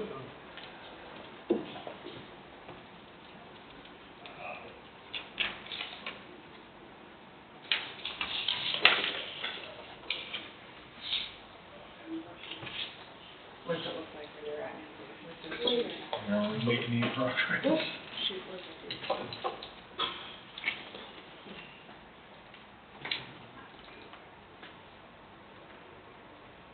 $54.791. Say that again. 54.791. Getting really close. And that's without doing anything on the, Sure, and Jill.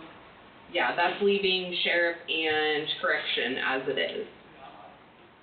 and we haven't done anything on community improvement on, for 26, is that correct? We did. That's taken it to 5.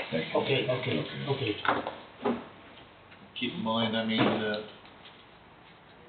taxpayers overall, they saw a 3.7% increase in valuation. That's what Connie told us in the market analysis.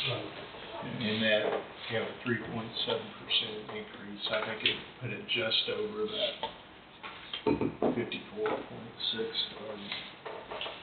I wrote that down somewhere and I can't find it. Can't imagine. Can't So- find any paperwork there. So, I guess what I'm just saying is, I'm still trying to get underneath all that, but And then, to me, revenue neutral rate, I mean, that just has to do with the amount we spent last year and not spending a penny more. It's basically all that means, you know. If you guys want a number in your head, every $700,000 you cut is about $1 million. Right. So keep that in mind while you're counting. Well, we dropped 300 here, fine, we're close to $500,000. Yeah.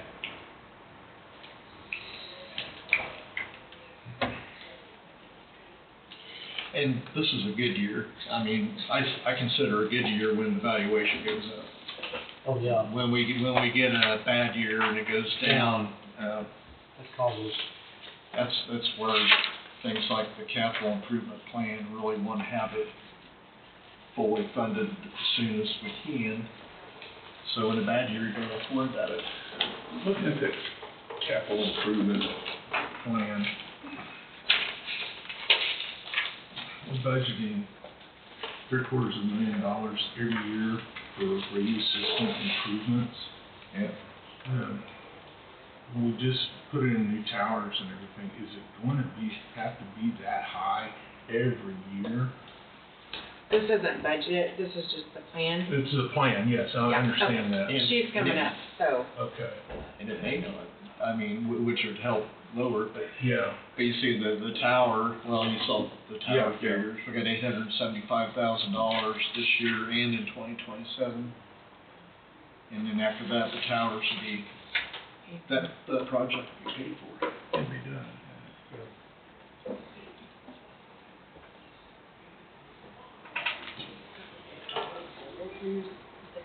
So they want another one? Do you have like a dollar goal you're So they want another one? for special capital improvement? On the tower side. They're coming back to do budgeting every month. I mean, do I need to go down there right now and start trying to see where this can Well- go, or is this something that I can bring up next week? What would you like me to do? Emily, are you planning on coming back again like next week, or not? Not next week. Because I know you have to leave, so. So, the goal with today's meeting is just to get what your top mill levy would be that you're gonna submit to the county clerk. Because you can come down from there, so, you know, you can, this is what we kinda did last year, is we said, okay, this is the max levy that we would potentially go with. And then last year, you guys ended up having each of the departments cut back like 1%, and then, you know, so your end mill levy is less than what was published, but whatever you notify the clerk is gonna go out to all the taxpayers. So, Because we have to send that letter out by statute, so. and I can come back, it just can't be next week, Okay. so. And then what we've done before is we've sent her changes, if you guys And wanted to just- make changes, and then she'd send us back to the budget. When's the letter gotta go out? July 20th is when the clerk has to be notified. Next Monday. Considering where we're at now, I mean, And right now, we're at 54.79 mils. the figure in my mind right now is 53.999. Well, if Amber comes up and there's some changes there, you might be close enough that you're So comfortable. every 700,000 is equal. Is one mill. Mhm. Roughly. Roughly. And then Tom wouldn't have to make any So- changes necessarily. So if we could do, You're still talking, $1.4 million to get to revenue neutral, but if we could do another 700 or 750,000 roughly, then get to like 53,999. We could just set it at that, and then we could do it in-house ourselves. Yeah, well, we could try to find some changes Yeah. and shoot them to Emily, and then she can. Richard, do you have anything to put in on this? You've been studying pretty hard, we've been talking a little bit. Just little things I've thrown at, without seeing individual places. Right. It's fine to say 25, we did this, how are we gonna do 27, but where are you sitting in 26? That's the numbers I never got to see. And so, like Road and Bridge, we went from 1.5 to 2.5. But like you're saying, your roof, if you're not taking care of something, it's gonna cost a whole lot more Right. next year, and your air conditioning unit, $20,000 today is gonna save $200,000 tomorrow. So, and the bulk of their general fund is payroll. I mean, outside of just a couple places where it's a sheriff's department or road and bridge, that's basically where all the money is spent. So asking my department to cut money, I think I spend an extra $3,000 a year on the sort of things there, paper, grain supplies, so trying to cut that is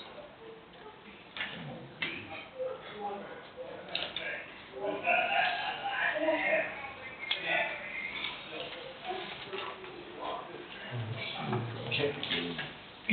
Amber's here. Need to hurry up, 'cause we need to get going on the road. What questions do you have? It questions mainly about radios, so, Radio system improvement in the general fund.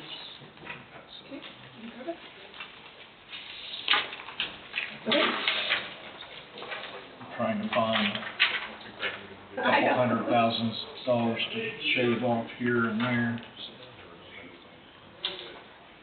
Okay. I cut, as you can see, I went from 342 to 285 in that budget on contractual. I did go up a little bit in capital outlay, but,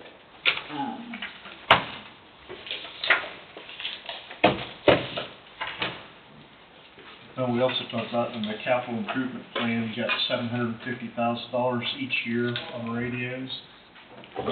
This is just. yes, the cap- okay, so that should be done after this year. That's the towers. That's Oh, the well, capital. no, that's not, okay, no, wait.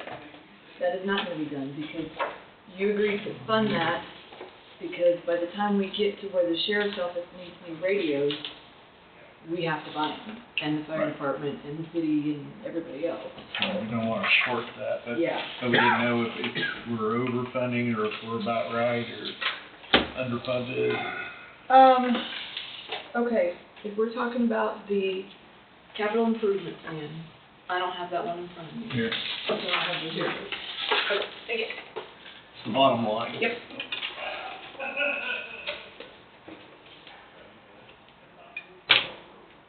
Yeah, so the towers, next year is the last year for that. You know what? We were looking at the 750,000. Yeah, the radios. Right, but, so this 870, you can cut this towers one, because the towers are paid for, everything's done. They're With the done in, towers. they're done in 26, isn't that correct? Yeah, I think there's one more payment, there's one more payment due as soon as we take ownership of the towers. So this 870. Because all the equipment is already paid for. Almost all, Oh. one final payment. Right. And I can look that up and tell you what it is, but this 875 for 2027 probably can come out. Okay. Can I cut that in half, maybe? I mean, because there may be stuff that we need for the towers next year, once we get going and we realize it. Talking about cutting it in half Yeah, can we for cut this, 2027. the 2027 of the 875 on the towers, can we just cut that in half?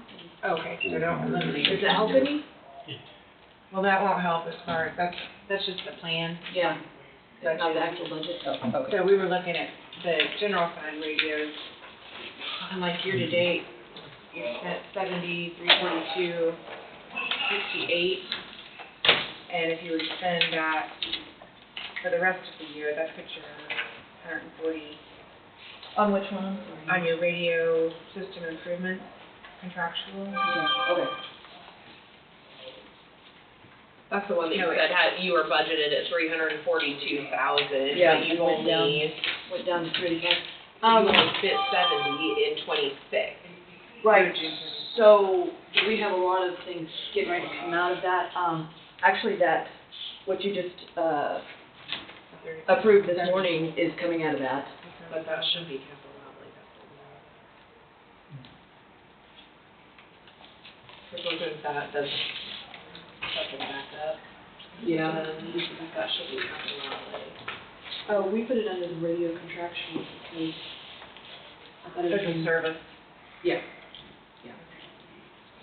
I figured Adam was Okay. paying for half of it out of technology, he could pay for the actual thing, and then I pay for the service, yeah. That's how I looked at it. Okay, But okay. that's, okay. Should all one thing. 210. 210, and then I have, let me look and see. What I actually have coming up.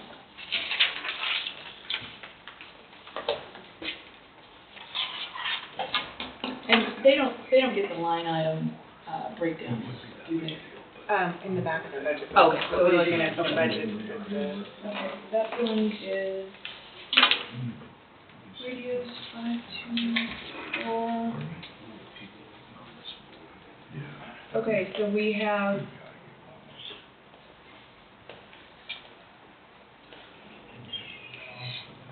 We have 14,000 that's gonna come out this year. Probably for the broadband internet fee. Electric should be about 16,000 plus UPS maintenance at each of the towers. The gas utilities for the, backup generators, or the propane tank, is going to be around 5,000.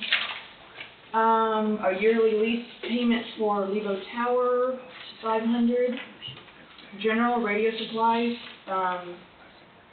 we usually, save about 30,000 for that. And I'm unsure, do we know what we spent out of 5444? Which one on radio? Yes. For this year? Yes. 5444. Cause I know we had a bunch of, mics and batteries that we had to buy so far. We're at 6,640. Okay. Right now? Yeah, that's, we paid just for remote. Okay. So we're looking,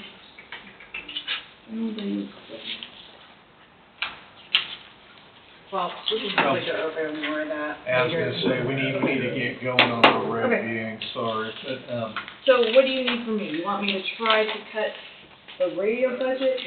if there's any way to, I don't know if there's a way to save 50,000 or whatever. I mean, if you can, I Okay. mean, or. And does it need to come out of the radio?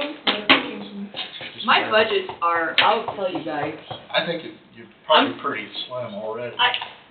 I literally go through the bills and add them up and then add a teeny cushion, so, I mean, I'm pretty much on it, but I will go back and look, 50,000. I just threw that out, but anyway, just. Whatever, I mean, Okay, yep, I'll go back and work on it, thank you. All right, thanks, Amber. So we were wanting to try to set a number, I mean, are you guys okay with setting at 53.999 for a number and then try to get down there or even less? I mean, are you guys okay with that? Yeah, I think, sure that we can make that work somewhere. So when do you need to come back with these numbers? Like, do you come back this afternoon, or are we talking about? you can just let me know, and if you can, To so go that I ahead can and send set it to it her. for, you know, have some time to. And if it doesn't work, To adjust it. Yeah. To adjust it. Just try to do some more cuts? Yes, yes. Okay. Okay. Could we go 53.5 and make ourselves get there instead of 53.999? We just work to that. We're struggling to get there now is the problem. We can, except I was just gonna say 53,999 and then try to hopefully I go understand beyond. that. Yeah. Then we have to if we publish it at that. Yes.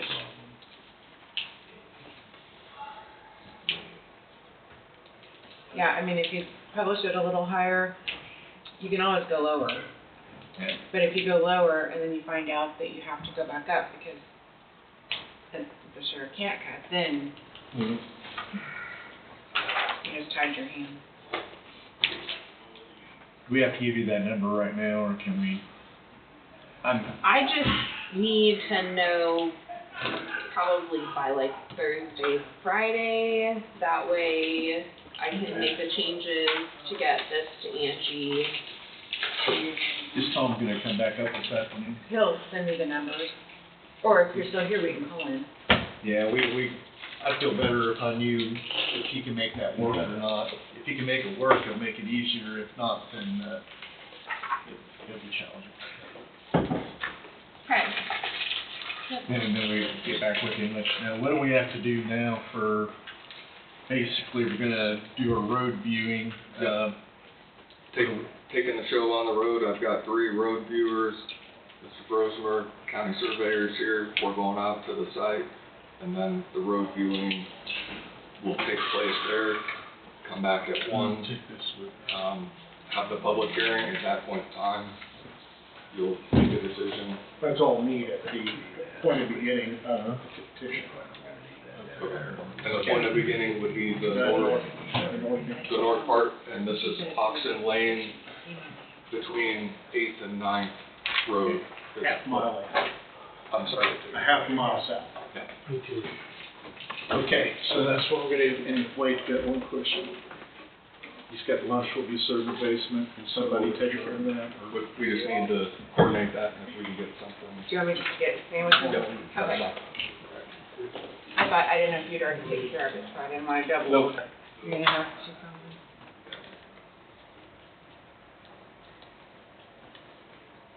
Are we recessing or, because we got more regular business.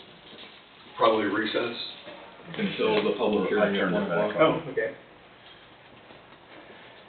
Okay, right now we're recessing at 11:13 to go do a road viewing. We will return when we're done, And the public hearing's at 1 o'clock. public hearing at 1 o'clock Okay. related to the road viewing.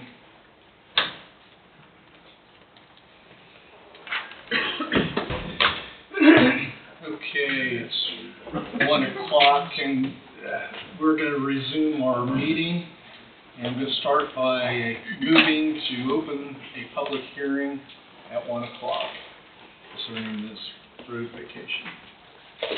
I made a motion. We have a second. Second. Avondross second. Any further discussion? All in favor, say aye. Aye. Any opposed?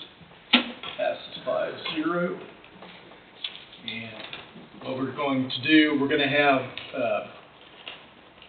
some public comments, and first we're gonna do anybody who has comments to make in favor of vacating the road, and then we're gonna do anybody against vacation. So I'm gonna start by saying, are there any persons from the public to speak in favor of vacation of the road?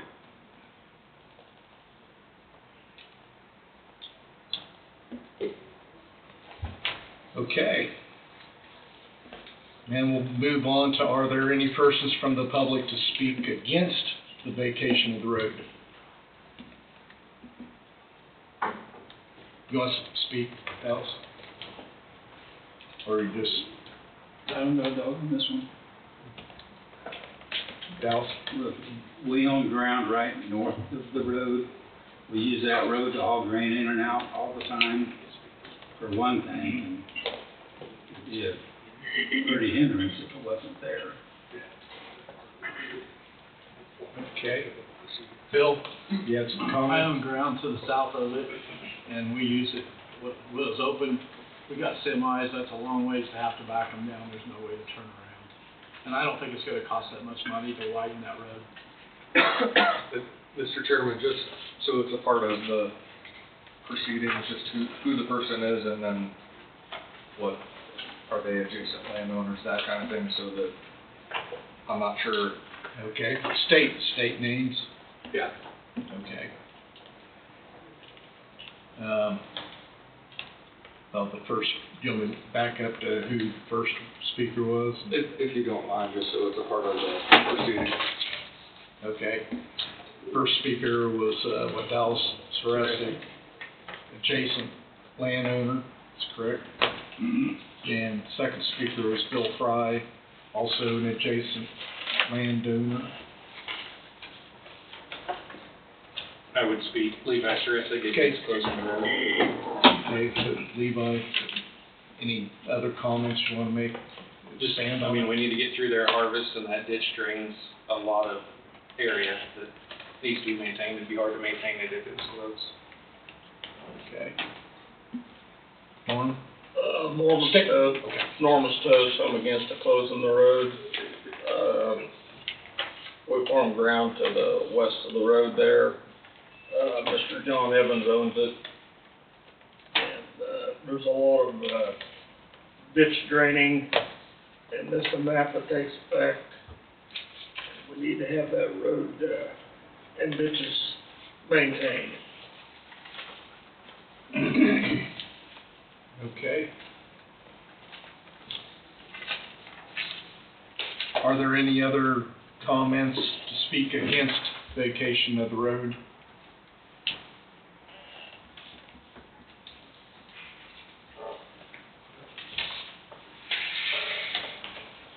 All right, so if I understand this right, we'll close the public hearing, so there'll be no other public comments.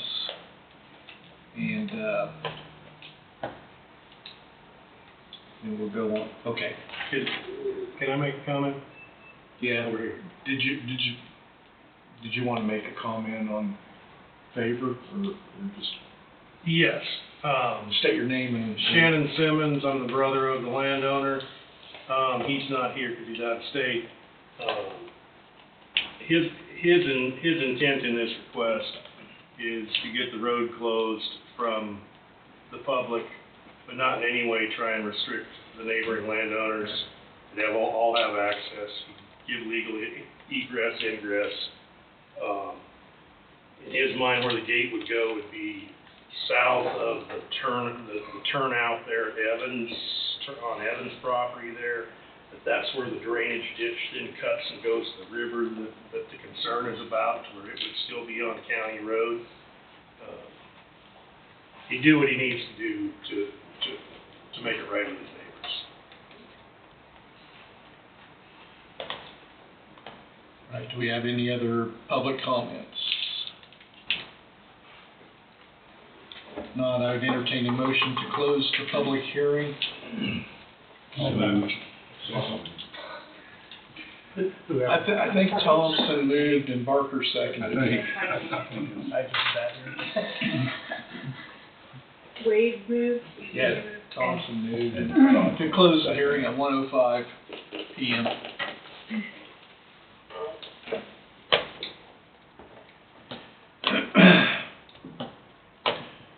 So next on the list here, do all 8 road viewers favor or not favor vacating the road?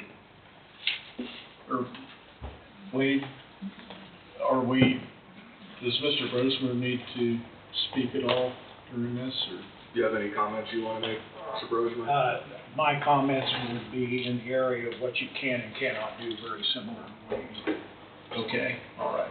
And for those who weren't here and don't know, Mr. Brosmer is the county surveyor. He's required to be a part of these proceedings. He went with the road viewers to the site and advised and participated in the road viewing. So did the 3 disinterested road viewers appointed by the county commissioners, as well as the county commissioners, all as set forth and authorized by the statute that we're operating under at this point. And to be clear, my involvement with the road viewers was to advise them as what they could or could not do. Okay. So on this next item, Wade, is it unanimous? Is that the unanimous decision on here? I believe it would be a majority. Or a majority? Well, It should be bold. okay. The question says, do all 8 road viewers favor or not favor vacating the road? And I think we have 3 road viewers. Not 8. Well, the 3 plus the commission and the Senate. Oh, okay. Yeah, I think state statute includes the commission. Yeah, the other counties only have the disinterested road viewers. Historically, Coffee County has operated with. Some counties only have the 3 disinterested, some counties only have the 5 county commissioners or 3, and some, as you, have all of them. So, Okay. to be clear. Okay, so do we all 8 road viewers favor or not favor vacating the road? In favor of vacating the road, we just take a. I think if you go through and poll each road viewer, probably starting with your disinterested road viewers. Okay. So, Mr. Trossel, you want to start with? I am not in favor of closing. Okay. Mr. Harker? I am not in favor of closing the road. Mr. Sype? I am not in favor of closing the road. Okay. Mr. Parker? Not in favor of closing the road? I'm not in favor of closing the road. Mike? Not in favor of closing it? I'm not in favor of closing it. Okay. And I'm not in favor of closing it either, so that's unanimous. So, if majority does not favor this statement / motion with the reasons not to approve or to be part of the record. So, then you're gonna deny the petition correct. to vacate the road. We have to state a reason or two to, Yes, you should say that we deem it a public utility. yeah, okay, so we deem it a public utility, is that fair to say? And the petition's denied. And the petition is denied. We need to state anything else, or is that sufficient? Should be sufficient. Probably wanna have that. I assume it's being put in a motion form. So it's a part of the proceedings.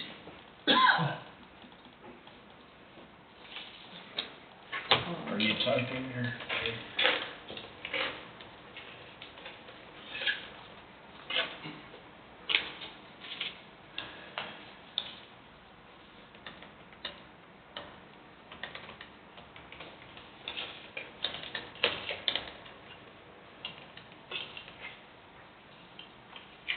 I don't know what all you want, is that good, or you want more? And if you reference what's at the bottom of your cheat sheet there. Huh? Talking about the, It's just a motion dealing with the request to vacate a portion of the road of Oxen Lane. As stated in the petition.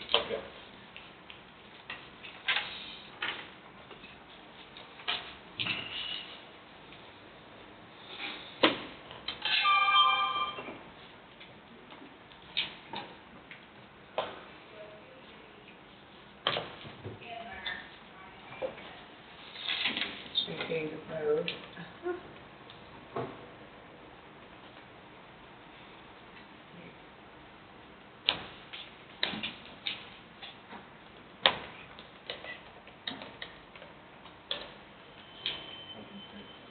Huh? Yeah. so, Do you want more added to that motion? the description, Wade, we add that description to the motion? I think if you just generally say segment of Oxen Lane, south of Ninth Road.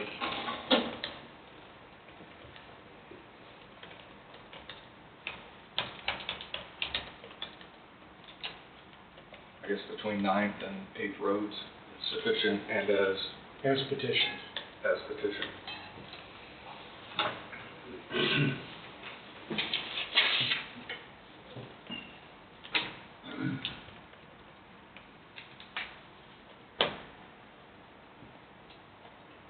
Okay, so I would entertain a motion to deny the petition vacating the segment of Oxen Lane and a segment of between, the segment being between Ninth and Eighth Roads as petitioned, and deem it as a public utility. So moved. Second. Parker moved. McCurry seconded. Do you have any further discussion on that? All in favor, say aye. Aye. Anybody opposed? Passes 5-0. So I have a certificate of road viewers that we need to sign. Make sure I have the right one. Undersigned viewership.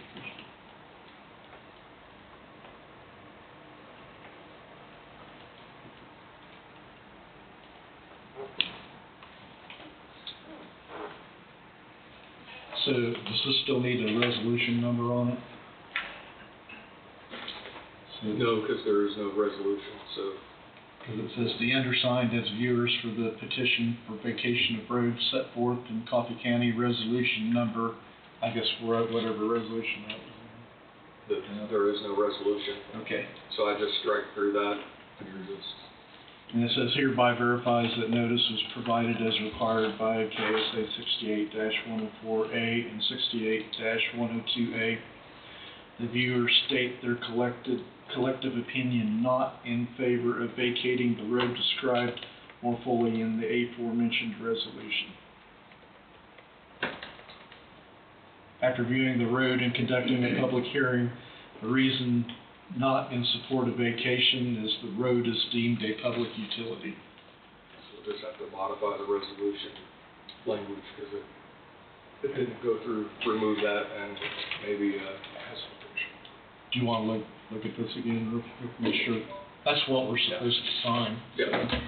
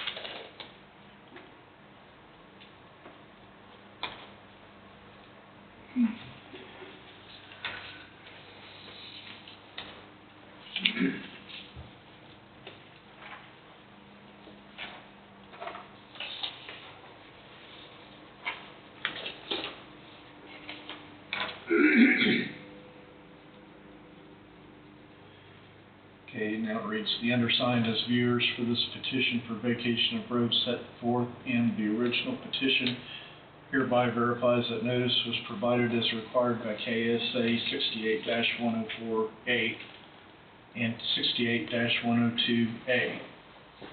The viewers state their collective opinion not in favor of vacating the road described more fully in the original petition.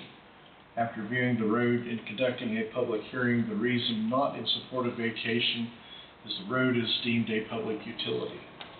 And just on the notice part of it, the county clerk is required to send out notice by certified mail.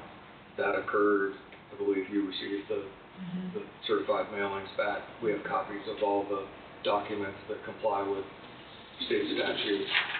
And I think that's further reflected by the landowner being present today and being aware of today's proceedings.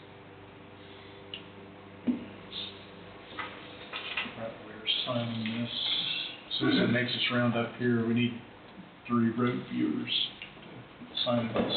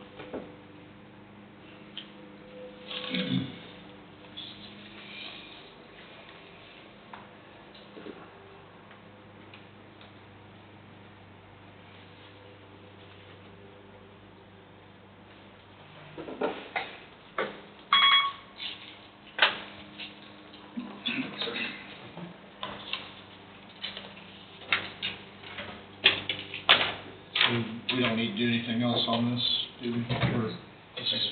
Our business is concluded here. Thank you, everyone, for attending the hearing.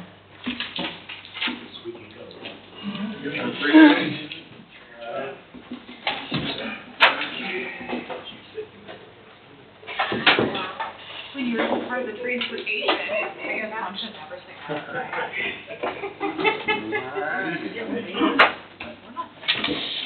Even though I won't stay.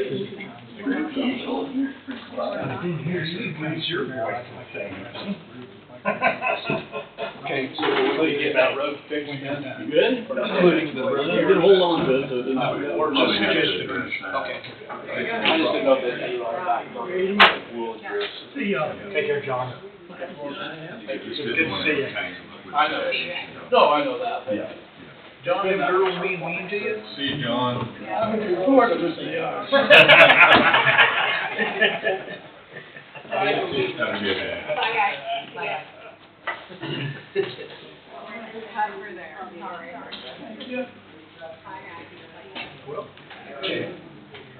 Steve said, as county surveyor, I'd like to address some concerns that I had about this road.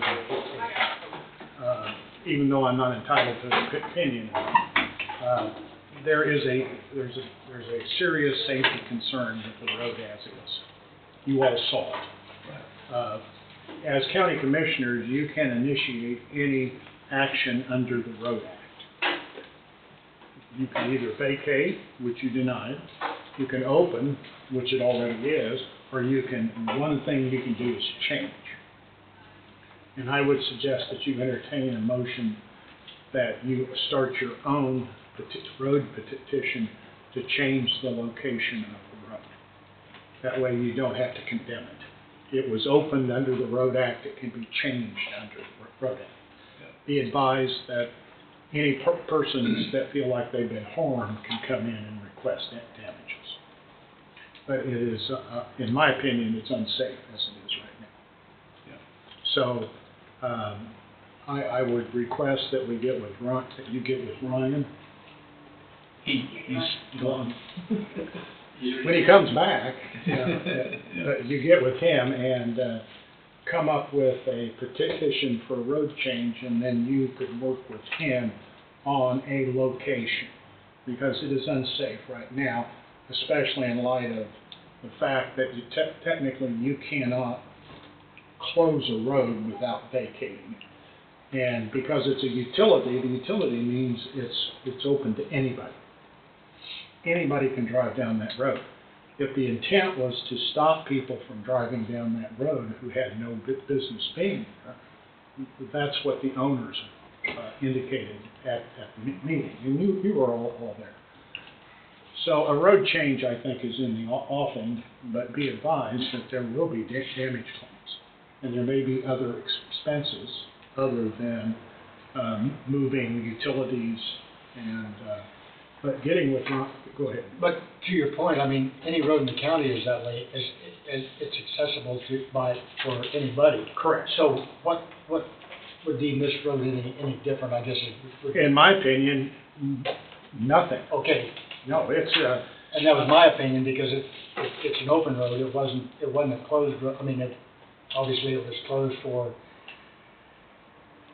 safety concerns is the main reason. Right. To say to keep somebody out is not a valid one. Right. Well, that's what I was thought I heard there, just to keep people out of down there. I didn't hear a safety concern on it. Well, this is something that the county should have. Yeah. Because safety concern has to do with the river, it's moved in two places. Right. Seriously in one, and a little bit in the other. Right.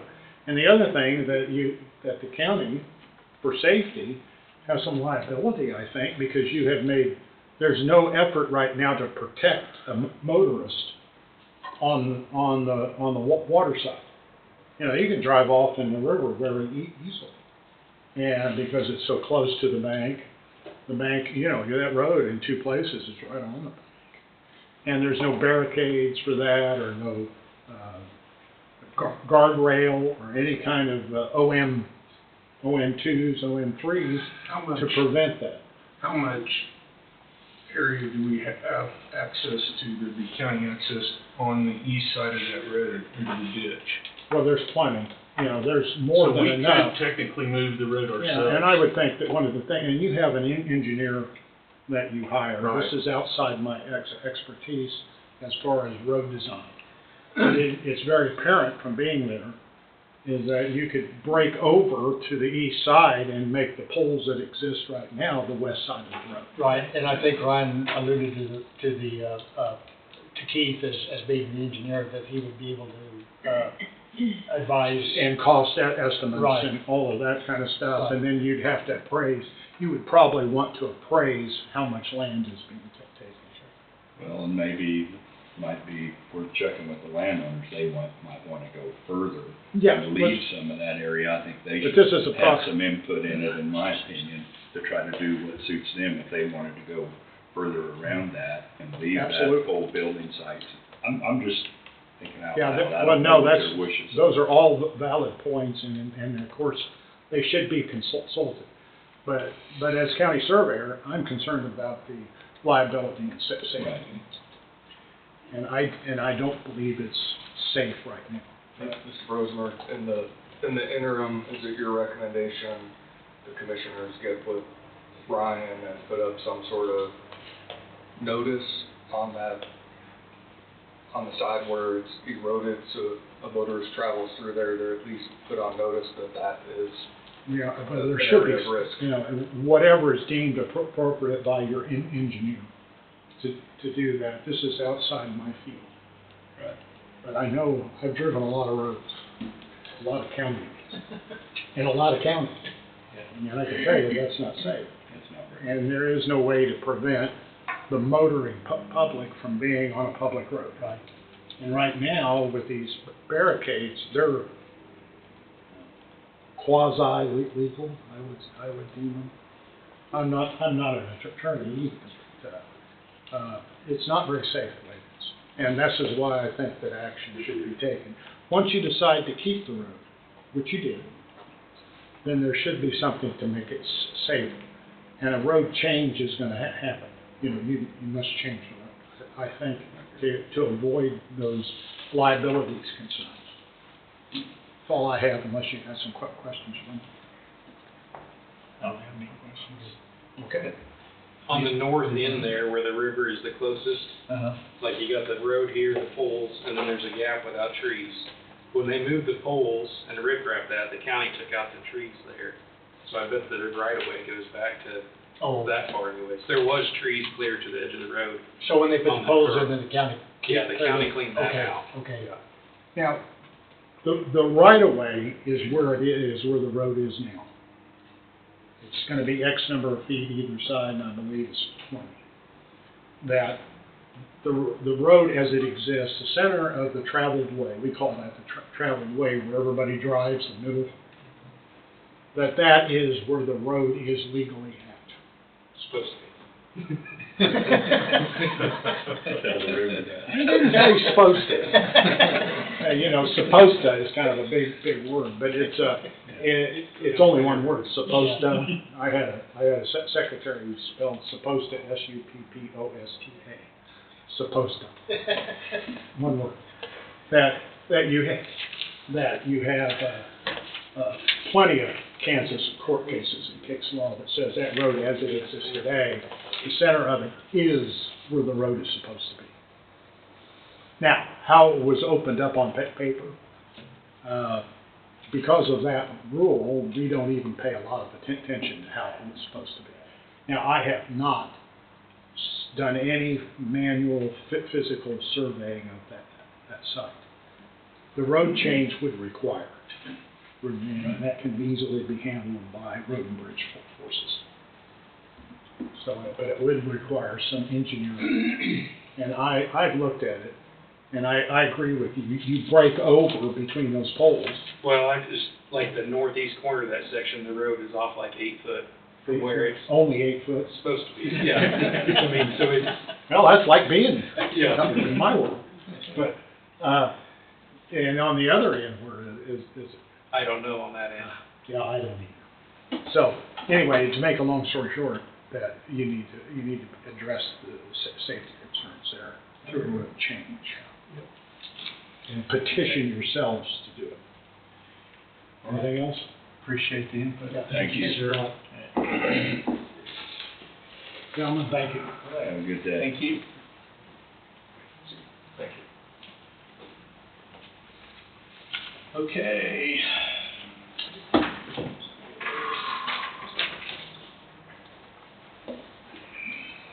Where shall we start now? After we left, did you make any headway with them? Amber did come back with, 50,000 left on the radio, so we got that sent to her, and then you were gonna talk to Tom and them if they were back. So it's Yeah, I here. guess we can start with that. So I have a question, we tried to call, but you guys were busy, so. Angie, this is a question to you, so if I have $200,000 in reserve equipment fund, can I use that to give you $200,000?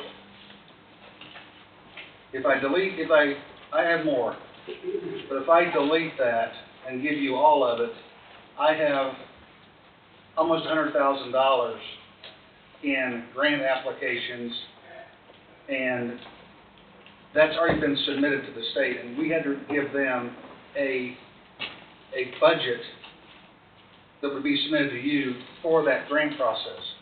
So I have to have that money available. If those grants don't go through, then I have to pay for that up front. But I could give you $100,000 from my sheriff and $100,000 from the jail reserve equipment fund to help you out. But that's the only place I can give it to you. Find that to where I have money left over.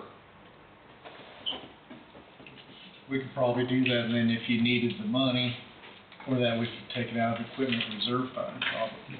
That we can live with. We're like you, we missed lunch. We worked on this over lunch. And we think that that's still gonna give us plenty of money, if we would have to have it, is that $200,000. So if that helps you out, get that down to where you're more to that revenue neutral, I can live with $200,000. So not the full 3, you're saying 100 from sheriff? 100 from sheriff and 100 from the jail would give you $200,000. You, Yeah. okay. Yeah. I'm good with that. I'll email Emily then to do that. So would that come directly from those accounts, and it would not affect your budget numbers? Well, it will come out of what you've budgeted for 2027 in the jail and the sheriff. So those funds are set up and have those amounts in them? So they're in the reserve fund you're talking? In sheriff reserve, jail reserve, just like the county attorney. Okay, that won't play into anything, because that's a reserve fund. So we're trying to get the funds that we have to set a mill levy for, we're trying to get those down. And it's all of us budgeting for our departments that we're trying to get that down. The reserve funds don't count. Okay, that's a problem. Okay. They can't transfer that in? Because that's what you're talking I mean, about, I guess we transfer it could. in to keep your numbers the same, but to deplete one account or To- pull it down. Yes, sir. Just like we did you guys did for Ryan when he was in here. We're gonna take so much money out of the asphalt fund. You're gonna take this to make that work. Because literally, if you ask me to give you $310,000, that's less than my 2026 budget. I mean, I'm below what I got for 2026. But my reserve, I have that money in my reserves that I've been saving for a project. So that can go towards you with no hit to my budget. It's just my reserves. So, I mean, we could transfer if you want to lower that down. But I If you want was to lower thinking- your equipment reserve down. Taking from Peter to pay Paul, pull it out of here, put it in there, comes off the top. So that's what I've got to give you. $200,000. I think I can live with $200,000 and still have money left in there to make things work. If things would go to hell in a handbasket, Yeah. then I've still got money left over. $100,000 out of the jail and $100,000 out of the sheriff's reserve. Out of both those reserve funds, Right. yes, sir. $200,000 total. So right now, your equipment reserve is 3.9, and if you took, what do you say, roughly 300 for Ryan, if you needed to pay 300 for Ryan, because we haven't touched this money, but you just told him that if he needed it, you would give it to him. So you could potentially reduce it 300,000, and then you're gonna reduce it another 200,000 for sure, right now, to put it towards. So that would put you at Well, it would be available if you need it. That's all No. I want to know. If you're gonna transfer it, that's what you would do, what Todd's saying, you would be taking it out right now. No, I see what you're saying though. God forbid something had happened, we'd have something catastrophic that need money at the end of the year. I could come back and say, listen, I'm gonna be over, and I could get some back. That's what you're saying, right? Yeah. Yeah, I'm okay, like I said. Let's hope nothing like that happens, but I've got $200,000 if we can get it moved up. Well, That's the way I was looking at it. We could take it out of the general. Yeah. I see where you're, I think we're on the same concern level of how they're wanting to do it, and that's why I came up, because I just wanna make sure if we're doing it the way that we're asking, then our budget numbers would not change. Correct. Yeah, so I just, But my question to you guys is, you're gonna reduce this equipment reserve to transfer it back to general right now, when I tell Emily that that's what we're gonna do, so you'll take 200,000 out of that, and then if Ryan were to need money, you could potentially take another 300,000 out of it, so you're gonna drop it down to 3.4. So you're reducing your reserve fund, is what you're gonna be doing. I wasn't gonna, not unless they That's needed what it. Todd's asking. He's suggesting you reduce it to bring the mill levy down, to transfer that money back to general.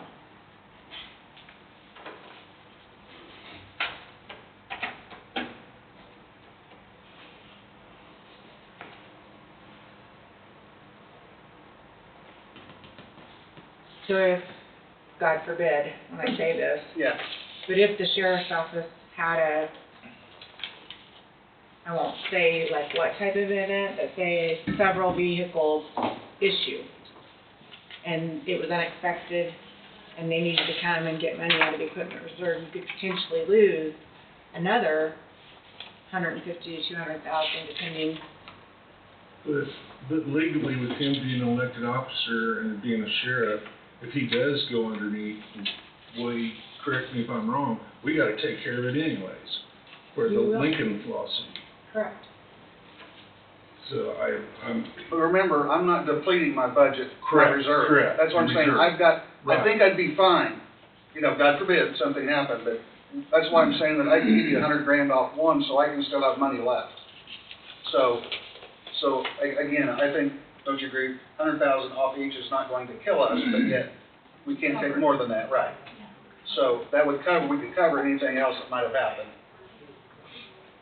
the original was 310,000 is what you were asking for us.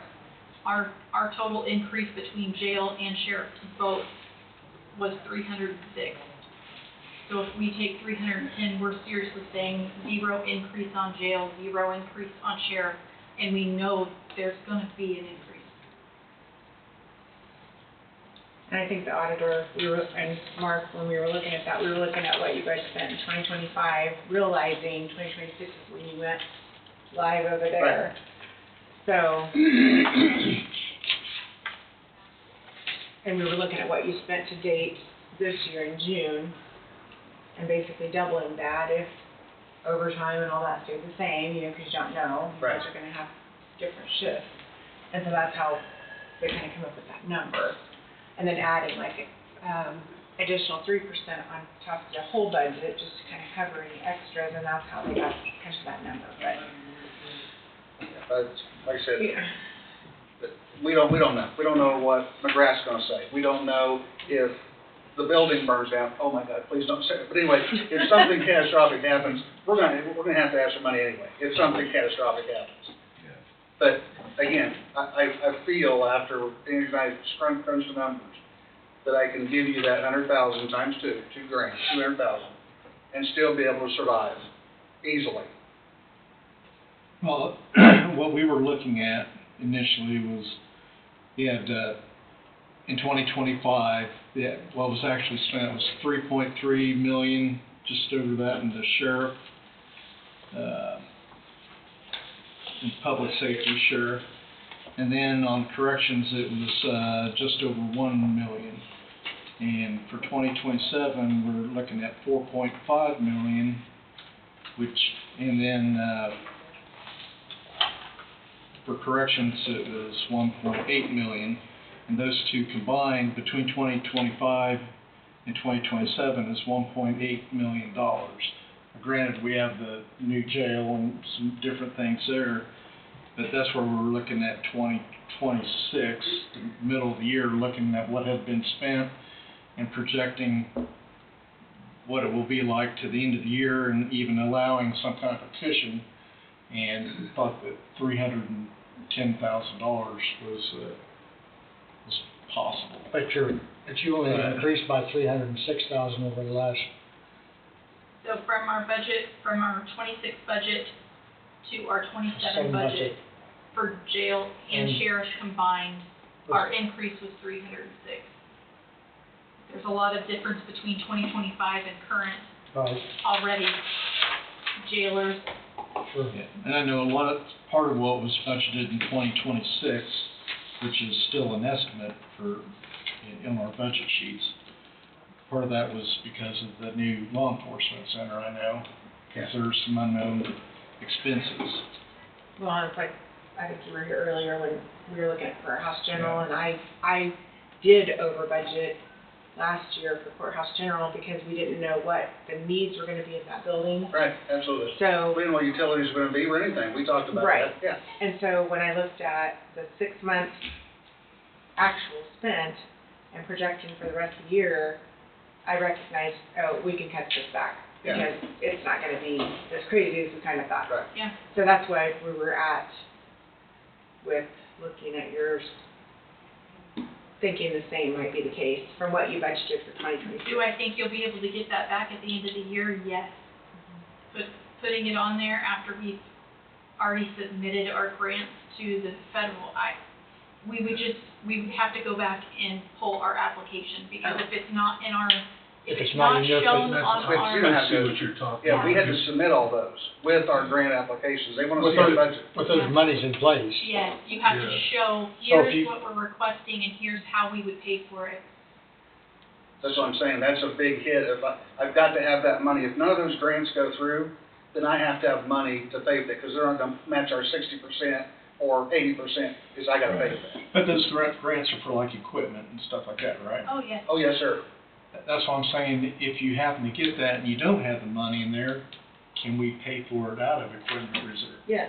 That's what I was getting at. Well, that's what I'm saying, it's already there, sir. We have $200,000. So, I mean, that's what we're saying, take that money now to make it balance the budget, or the better balance what you can. Because I can survive on what I have left in there. And still keep your grants intact. And yes, because that's the that's what I'm saying, I can't give you all the 310,000, I need the rest of that money, because if those grants don't go through, I need that money to pay. Sure. So, that's why I can give you 200,000, 100,000 from each one of those. When will you have any idea about the grants, or we'll quit looking at your money? Again, sometime after July, that's when they start coming through. But when the monies came back from you guys last year, whatever that amount, that was partly from the grants itself, I mean, Yeah, The money, 2025, yes. Right. We got 157,000 right. to with that. That came back in. so we need back to you, Right, yes. right. Yeah. Here, back to general. We just weren't aware whether Emily could say we could do that, or Angie could do that. Yeah, that's what our question was, is how. We can move money, if it's been moved from the general, we can move it back to the general, but it just depends on if they want to start depleting the reserves to lower the mill levy, that's the other thing. But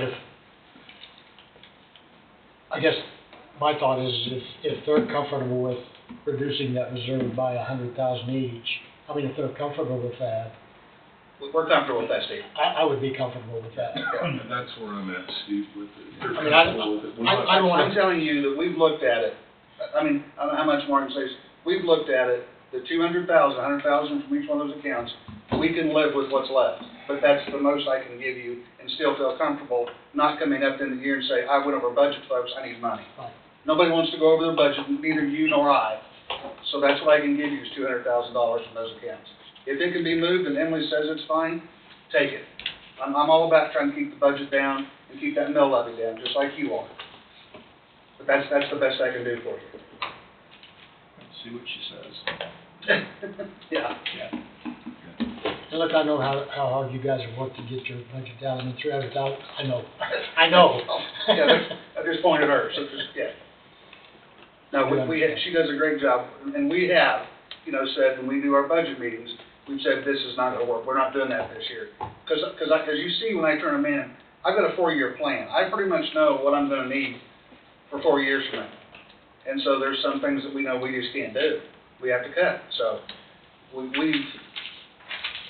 she does a great job at it. I'd blow my brains out if it wasn't for her doing that. So there's no doubt about it, so that's just what we've come up with in the hour and a half time limit that we can give you. Sure.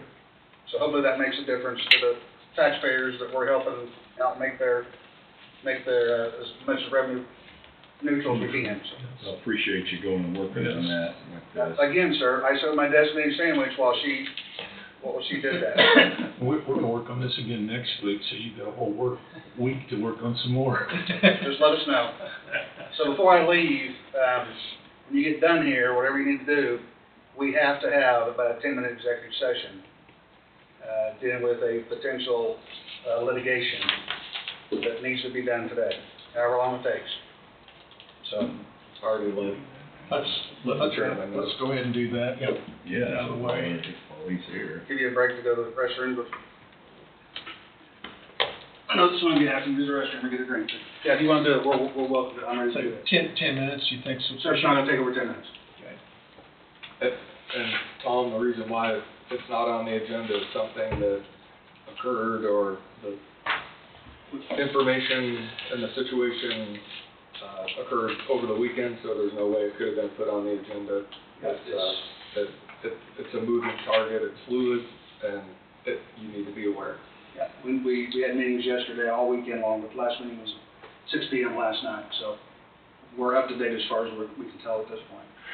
But thank you. Okay. Thanks, Angie. Guard the castle. Attorney-client, discuss what potential Litigation. Yep. County commissioners and Wade, myself.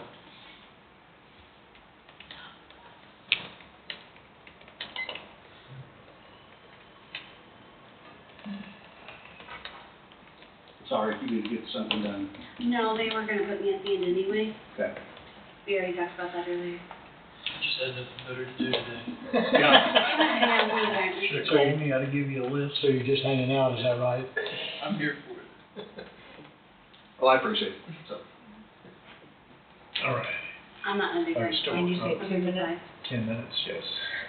I can say that early. Let's do it.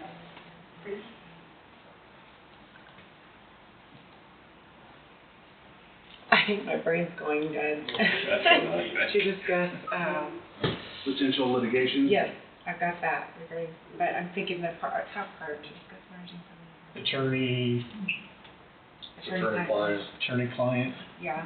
matters. related to matters that involve potential litigation Yeah. against the county.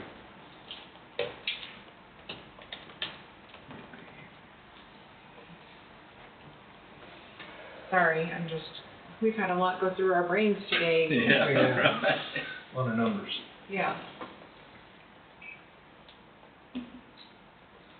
So I think we're good. I think we're good. Okay, I would entertain a motion to enter an executive session for 10 minutes.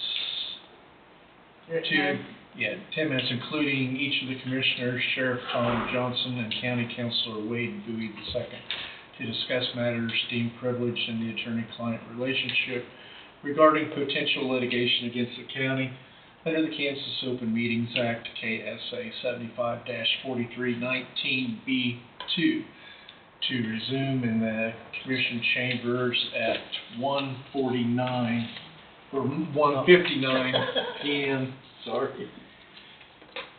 I'll make that motion. Okay. Curry moved. Second. Abendroth seconded. Any discussion? All in favor say aye. Aye. Did Abendroth seconded? Yes. Yes. All in favor say aye. Aye. Anybody opposed? Passes 5-0.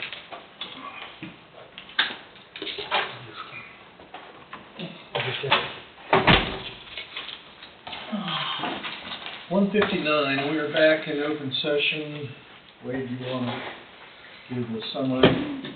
Yeah, just no action taken or as a preliminary advisement to the county commissioners of a potential lawsuit that may be filed against the county for reasons to be identified in more certain terms later if that occurs. I'm not going to disclose any of the confidential information at this point. Okay.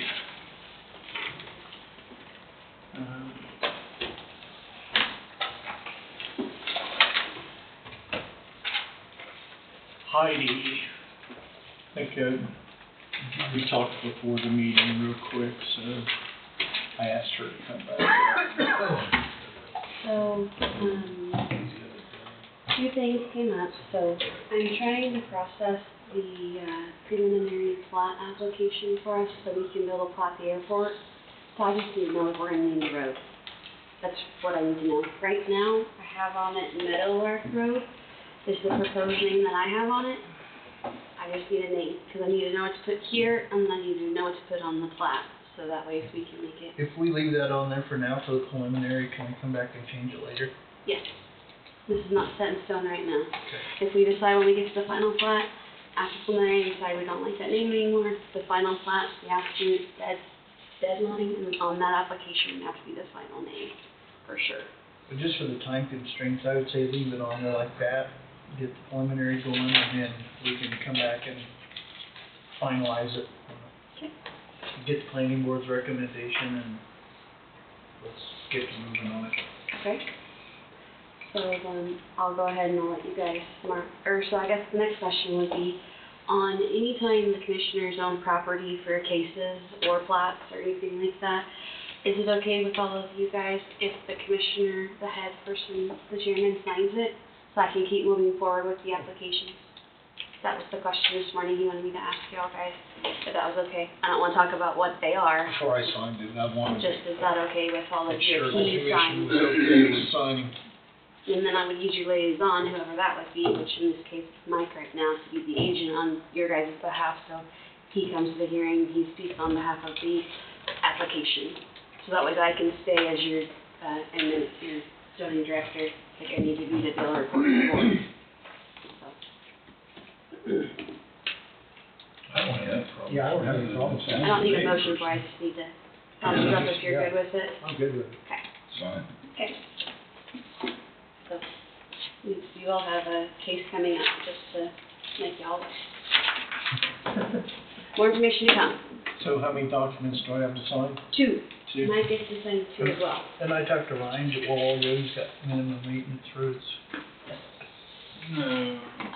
We're gonna have to fit that in, because right now, next month, there's no way to have You guys any- get together and figure scheduling out. Well, I'm just making you aware, the caseload is starting to get a lot more daunting. So, we're gonna have to have two meetings next month to take care of another case that's going on, because that one has a bigger time constraint than our normal ones. So I know that's not favorable on our board, but I don't know how else to take care of our issues that come in without having another meeting, so. But I will do my best not to try to have special meetings if all possible, but that other issue, we need to fast track it, due to some state statutes that are involved that can cause us headache in the long run if we don't fast track that one. So. I'll just leave these, I'll just leave. Yeah, maybe I'll go ahead and sign and Mike can sign. And that's all I have today. Thanks. Thank you. May I ask a question? So with everything she just said, with gonna have two cases and two meetings next month, have you guys had, and I've asked this of Heidi and she's probably told me and I forgot, so, where are you guys at with talking with Marvin Planning and Consulting? Cause I know we were up against the September deadline, but if we're gonna have two hearings and one of them we think's gonna have a little bit more entailing to it than usual, I'm not sure that we're going to be able to go through the chapters that we still have yet to get through. So are we looking at any sort of penalty there? No, Or I have they think- agreed to an extension? We agreed to extension a couple meetings ago. Okay. Yeah, you've got both sides are. Until when? December 31st. Perfect. I said you probably did, but I And then I was under the influence that if we needed more time, They was willing to work they with were us. willing to work with us on it. Right. But I figured the more, unfortunately, the more meetings we have, the more potential we could talk about at least some of a chapter or something, if at all possible. But gauge the room and see where we're at after C12, done, and continue. Thanks, Commissioners. you. Thanks for coming back up. You guys have a good day. You too. Thanks, Bye. bud. Agent. Okay, I'll make it official. I can't sign it. At least I won't sign there, I'll sign it.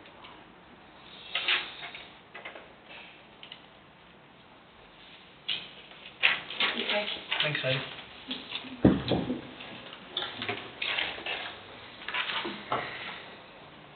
All right. We're ready for our discussion regarding the listing agreement for 1234 Old Highway 50 property.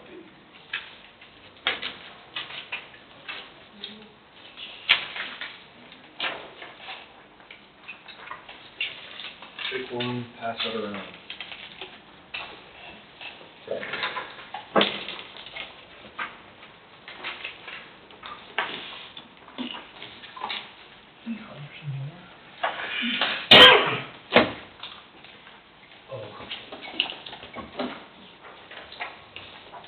So what I just handed out is a draft of the listing agreement with Fawn Rock Land Brokers.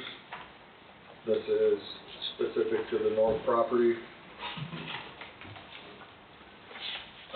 Some of the items that I've discussed with Cameron Rock include there is no reserve put on that property other than whatever that price would be.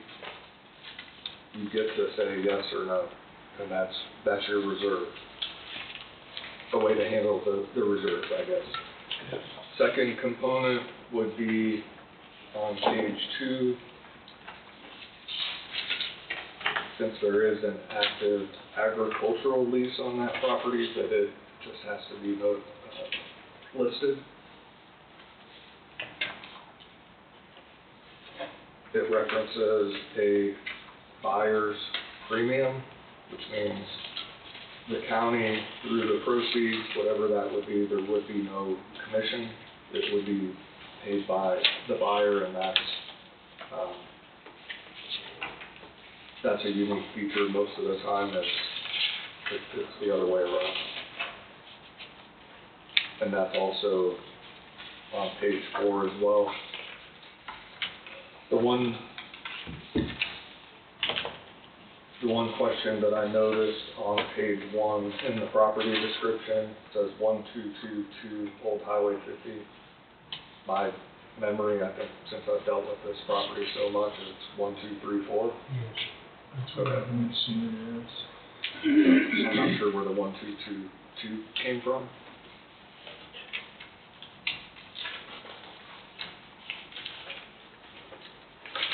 And then, I guess also on page 1, the idea would be, and what the discussion with Cameron Rock was, the hope and anticipation would be if you choose to move forward with the auction and a hybrid auction, that resolves it after the auction. But if it doesn't, then the Fawn Rock have an exclusive right to list the property for 6 months. So, and that's why it says July to January, July 26th to January 27th.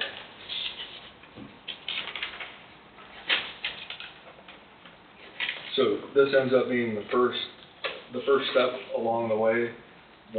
If this is how you want to move forward, then this agreement would need to be signed. There would need to be a motion to approve that. Next week, I would put together the notice requirement to follow what the county resolution is for the sale and disposition of county property. That notice would need to include sort of the mechanics of how this is going to work, and then, I guess,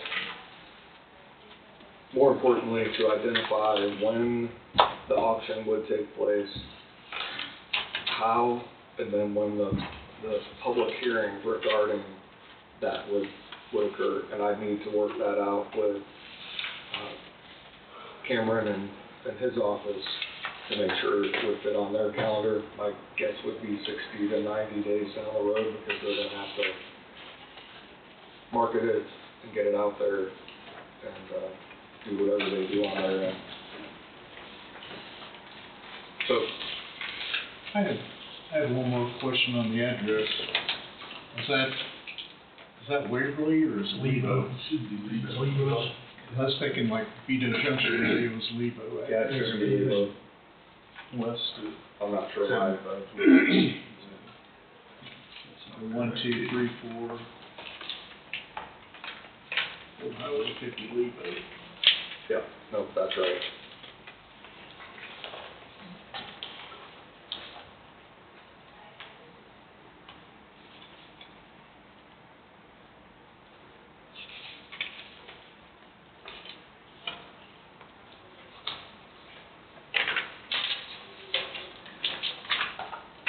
So other than the changes, I've got the date itself changed to today, July 13th to January 13th. The 1, 2, 3, 4 within the legal description, and Waverly substituting that for Lebo. Are there any other changes? Is this how you want to move forward? If so, I'll probably get a corrected version, so it's clean, but if so, I'd request consideration for a motion to authorize the chairman to sign the auction listing agreement with Von Rock Land Brokers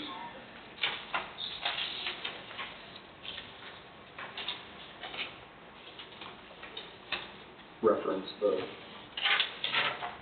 residence and all improvements located at 1234 Old Highway 50 Lebo. I know we don't have Angie, so we'll have to do that again, and then once I get it corrected. Trying to jot down here.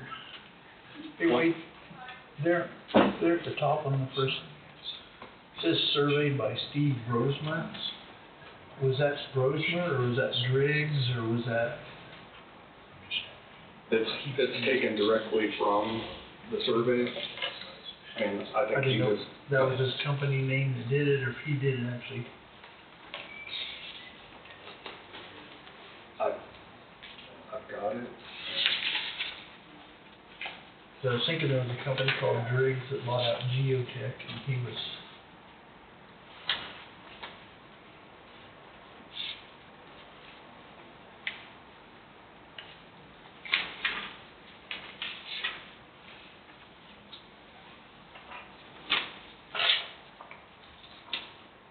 So it doesn't say anything about Driggs on the survey that's filed with the Register of Deeds. It just has Steve Roseman's seal that doesn't reference Okay. Driggs at all. Yeah, I was thinking he was doing something on the side too, so. And this started with the highway department, so it's also through the.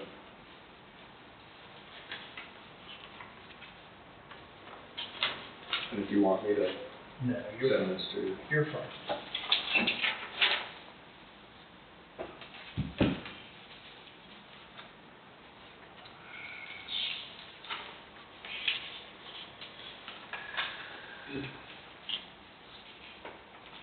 So, thoughts, this still how you're wanting to move forward? I think once you get this listing agreement, then we can get dates and get the show on the road.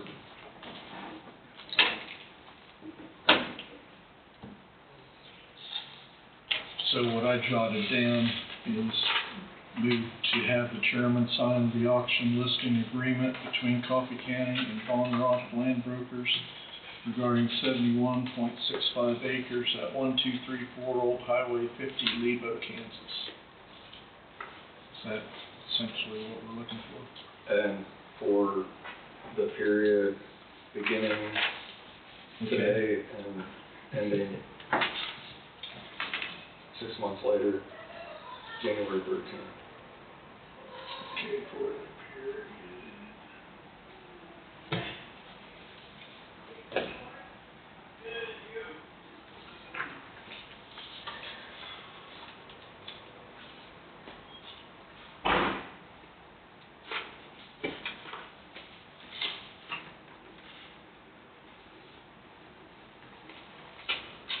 Okay, so I tacked on the end for the period beginning July 13, 2026, and ending January 13, 2027.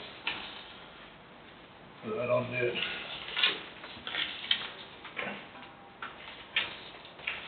Can we go ahead and do the motion and just hand it to her? Or should it wait? I think you can go ahead and do it. And that's the beauty of being on YouTube, it's all on the record.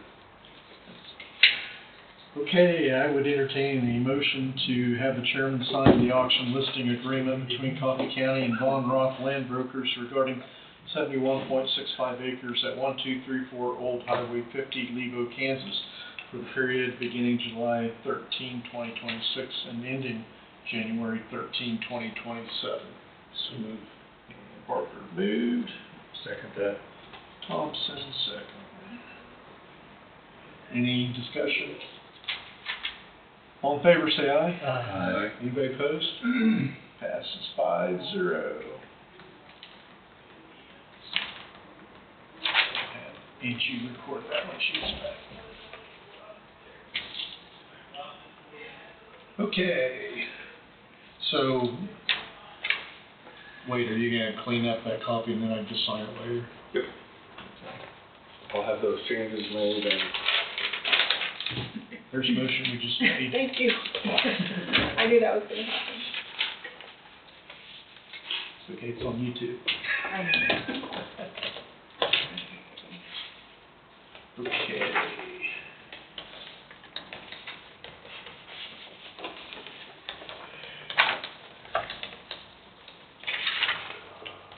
Guess we'll kind of do roundtable like this. Wade, do you have anything?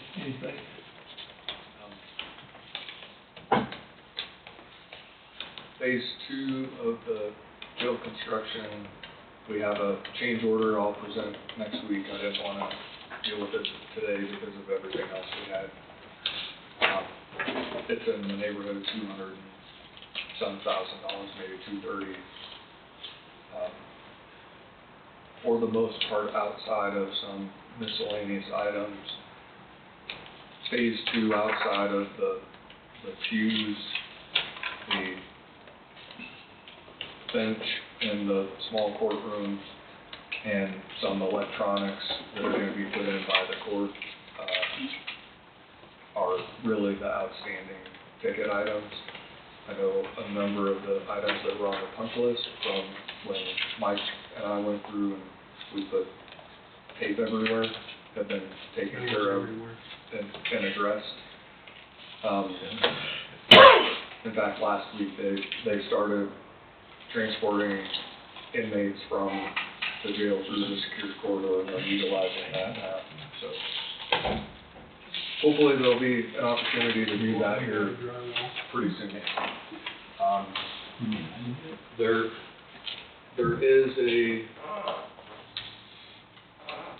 a couple of items that are change orders that will need to be presented, and then I've been working with Cole on the payment of, there's some door locks that the county ended up purchasing the door locks, and they're the key card accessible that tie to everything else that are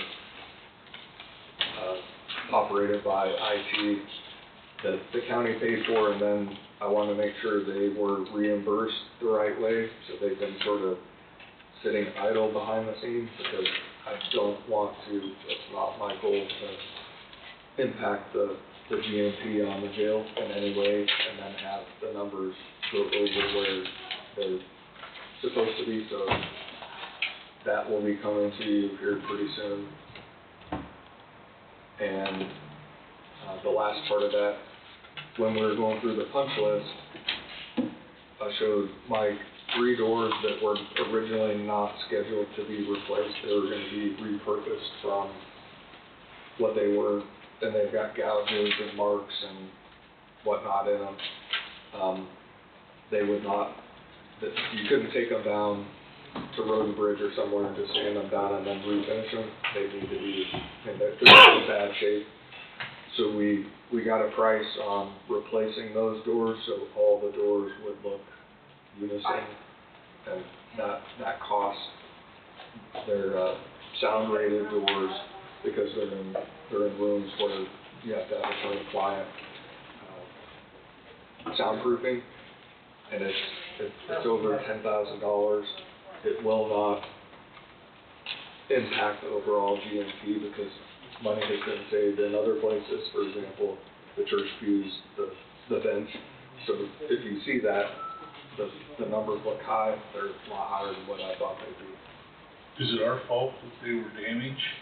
We'll have to rebuy them? They weren't damaged, they were the original doors. Oh, the original, okay. Original courthouse doors, been there for That makes sense. We thought we'd be Wear able and to tear. repurpose them, but once you look at them and you determine you can take them down and you can put lipstick on them, but they're dual. Yep. Exactly. So, ideally, reutilizing the existing doors, that just. So, outside of that, that's my update for today. Do you wanna give a summary of our meeting last week with, housing authority representatives? Oh, yep.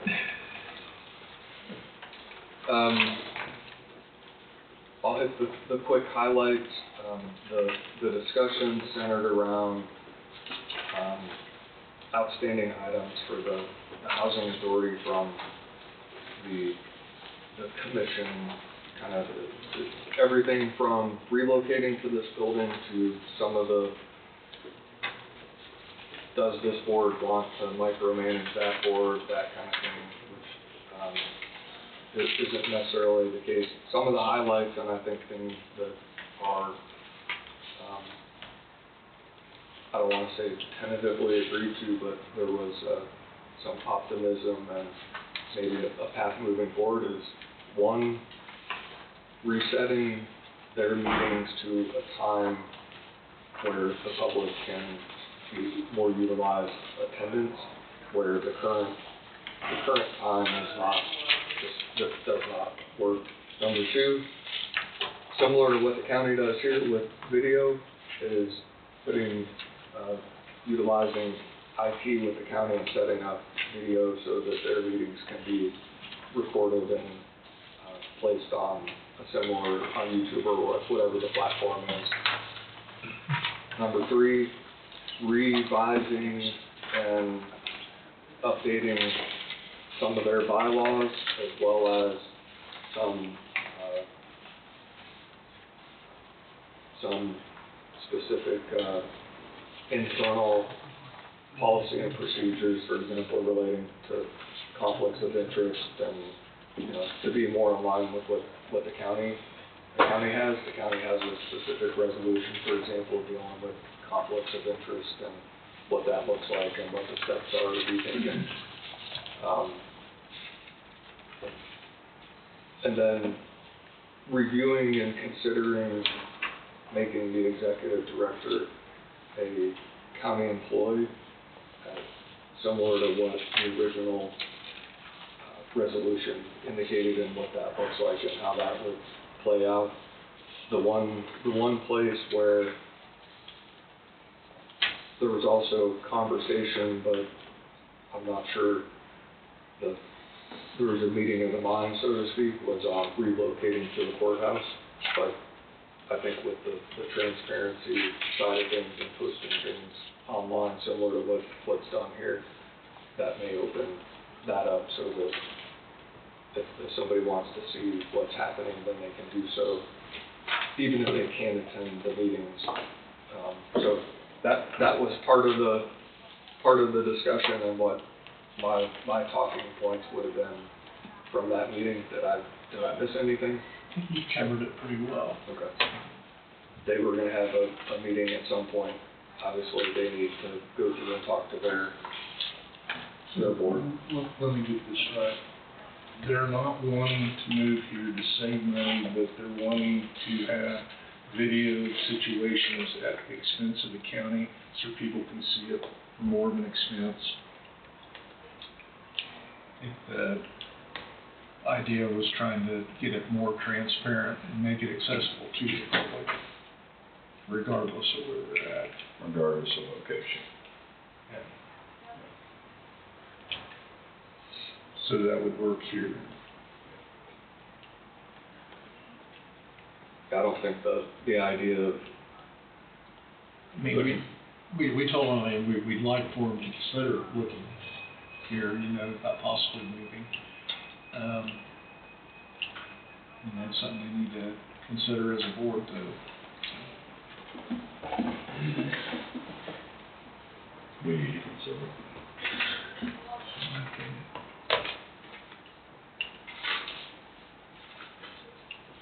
Anything else on that? and the video of something that I mentioned. I mean, when I first started here, the video that you have currently here was not a thing. It came sort of early on, and it's a blessing and a curse, so to speak. But it does allow those who watch and want to see what's happening, who can't attend the meetings because they work or whatnot, to go back and watch and see what happens, and it would be utilized in a similar way with that entity or any other.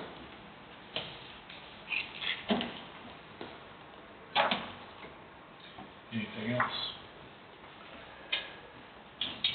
Todd, do you have anything? Yeah, Wade mentioned something, I'm curious, something about a massive water bill out the Bailey place. If we've got any info, what's going on there? Not yet.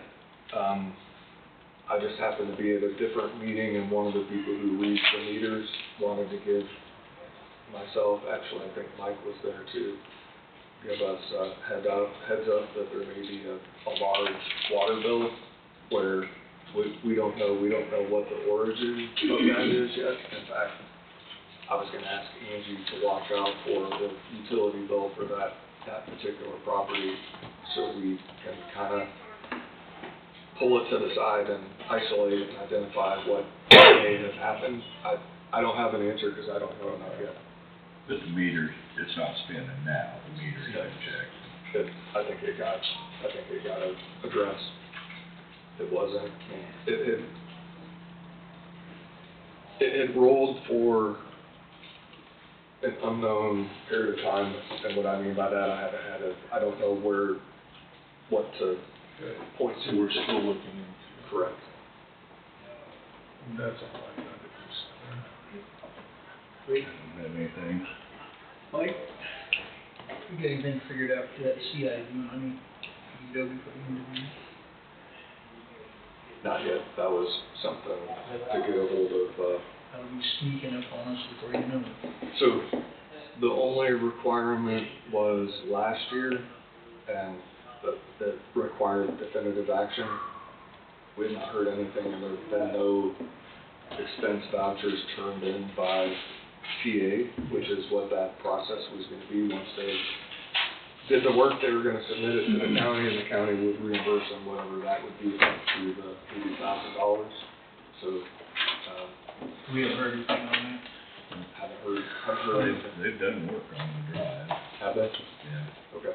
I didn't know if that was a yearly thing we needed. So We got caught last year and got kind of rushed and pushed into that. I just wanted. Yeah. that was only at the inception of the Vito CID, and with the agreement with TA. So the tangible improvement had to be made by the end of December 31st, 2025. So we can continue that process of collecting taxes. Yes. Yeah, So we got one the other day. It's much improved. I mean, you know, they could spend, there could be a lot more money spent there, but it's negotiable. I mean, it's drivable. Oh, yeah, more gooder. More gooder. More gooder. You can drive around there without getting your head hit on the window of your truck, yeah. So, Put a bad unit up there for stitches. yeah. Speaking of the Vito CID money, this year or moving into the next or into the future now, whatever business is in that district, then they could use an improvement. Now is the time to kind of reach out to them and say, hey, you know, for example, the tow company there, someone had mentioned, hey, what about putting up a privacy fence or something, kind of, or whatever it may be. I think the improvements that can be made, sometimes it's, as far as the imagination will take you, as long as the funds are being used to improve that district, then that's really what it comes down to. That's all I got. Steve? I don't have anything. Everybody go see Steve in the parade tonight. I've seen enough of them already. What's wrong, Mike? What do you mean, my buddy? That's for me to do. Yeah. Why are you always picking on me? I'm easy, right? I suppose. You smile, that's why, Steve. Yeah. Because you smile. Don't think I have anything else. No. This, it's okay to sign this.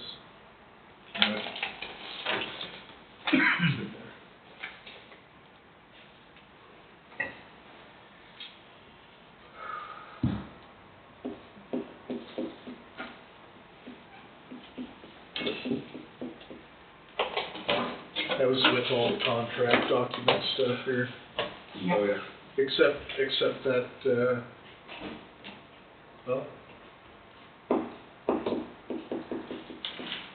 I guess that does have to do with Old 50, doesn't it? Okay.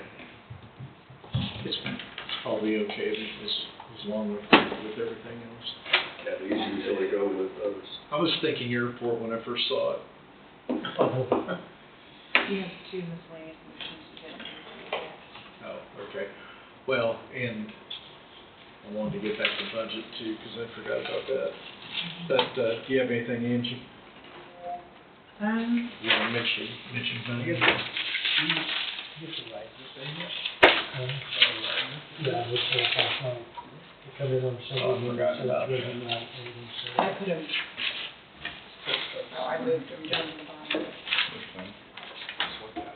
Price starts at 7.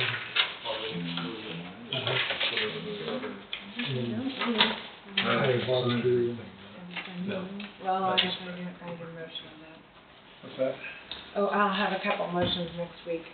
One for authorizing you to sign the budget for the extension council, and then we'll have the audit preparation and the budget preparation for next year. So I can put that out there for you to review next week and make those motions to approve if you want to continue with Jared, Gilmore, and Phillips. That's all I have, I think. We have advanced voting and start Wednesday. Everything's moving along well. Wednesday is when it starts. Should, yeah, as long as I don't run into any problems, yeah, between now and Wednesday. There you go. We'll probably set up in here like we have in the past when we've had big elections, because we set up 2 machines. But if it starts to cause a problem, we'll try to figure out something else. But we move them out for a meeting day. So, unless we can figure out a different way to put them in my office, but that's what we've done in the past, so. Otherwise, that's it. So you do what works best for you. Yeah. Okay, we have 2 miscellaneous motions to get back to. First one has to do with fiber optic board, floor space lease and power agreement. Don't know if everybody had a chance to look at that. They do it. It's a 10-year agreement, and it wasn't it like $4,500 or something like that for the 10 years? This is just renewing it again for another 10 years.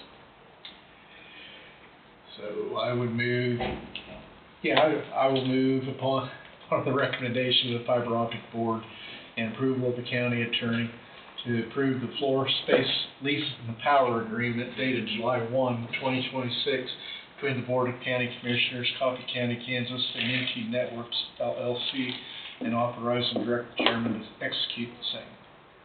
I'll second that. And Terry second. Any discussion? All in favor, say aye. Aye. Anybody opposed? Passes 5-0.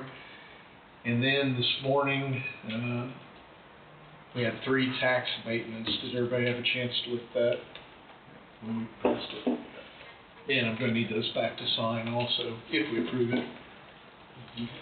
If everybody was okay with it. Yeah. Everybody's okay with those abatements. I'd entertain a motion to authorize and direct the chairman to sign 3 tax abatements in the amount of $5,356.26. Move. Second it. Curry moved, Davenport Ross seconded. Any discussion? All in favor, say aye. Aye. Anybody opposed? Passes 5-0. And do we want to discuss budget anymore? I tapped out. No, I don't care. Is that where you go to? I think we need to let the smoke settle and get back with her and see where we're Yeah, I at. do too. So we've got 50,000 back from radio from Amber, and we find out about transferring out of equipment reserve to the general to help increase cash so we can lower the mill levy, then see what those numbers are, and I can send them back out to you guys to review. And basically, we were asking for 310,000 from the sheriff, and we ended up getting 200, so we really didn't gain anything there. So we may have to find some other places, or it may be just under the mill levy that from last year, is my guess, is where we're at. But we need to she said she'd like to know Thursday or Friday about the high amount, the top amount for the mill levy. And then we could work down from there if we want to. Well, so basically what you can do is whatever it comes out after these changes, next Monday, we'll do you'll send it to me as R&R as that amount. And then if you make any changes underneath that, then you're fine. But if you say you want it to be lower than what the R&R is, then you're You can't go gonna up. run into issues, yeah. But we're still at, well, I keep throwing out the 53.999. Right. Which is below last year's mill levy, but it's above the R&R. But if she needs that figure by Thursday or Friday, then we need to kind of decide that now. Yeah. Instead of waiting until Monday. Now, Monday, we can always work on it a little bit more and try to lower it. Mm-hmm. Right. Well, we may not be down to 53,999, but we can work on getting it down there and maybe even getting it beyond there. But she just needs to know the figure to put in there. Because right now we're at 54.72 or something like that. 79. What I guess what I'm saying is I would just let it go through as that for the letter I have to send out. That's not saying, 54.79. right, that's not saying what it's gonna be. Oh, I see. That's just what you're sending to me. But you can always go lower than that, Okay. if you're okay with that. But Because you don't have another meeting until next Monday, is the thing. if it ends up being over 54,642, I don't want it to be over that. But that's where it is right now. Yeah. But right now, the way it stands is 54.79 or something. Yeah, whatever she had up on the Whatever she- screen, and I that's- didn't get a copy of And that. that's without any further cuts. And that's without any further cuts, so it Right. shouldn't. And I think that didn't include the 200,000 that was offered, or the 50,000. Correct. Correct. So it's already, So we should be down there. So that's what I'm saying, just for the sake of following the statute that says the clerk has to send out a letter to people saying this is what, Yeah, do that. that'll cover that. And she needs a number. Yeah, and that R&R statement generally just confuses people anyway, so, but we're doing what statute says, so we do that. You can come back to the table and work on it some more, you can shave more off, whatever, it's just covering that mailing. I'm okay with that. Yeah, That's sounds the like number a you want. plan. So you're okay with whatever the number is without knowing what it is? Yep. Well, Pretty much. Because it's 54, 5479 is the number yeah, right now, so. she can anything- use that number. So anything that we cut off is going to, It's gonna be- so we can still get that 5399, right? Well, yeah. Sounds like good. I just didn't want the number to be more than what it was last year. Oh, I see, That's what I was I see, getting at. I see. And it's just a little bit more to get below that. But if you wanna get it down to 5399, that's lower than last year's. Yeah. And we just need to work on it a little bit to fit it there. And whatever we end up doing after the budget hearing, it's subject to change a little bit anyway when the final valuation comes in November 1st. Right. So it's just that the amount of tax levied will be set. The mill levy could vary a little bit depending on final valuation. What's your letter? Huh? The letter? What letter? Your letter.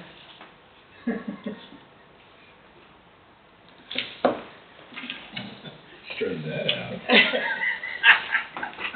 Take that. But anyway, yeah, so that's how I would do it, just for the sake Yeah. of following the statute, and then,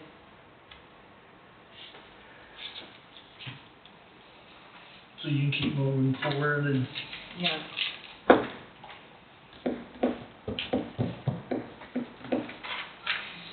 Yeah.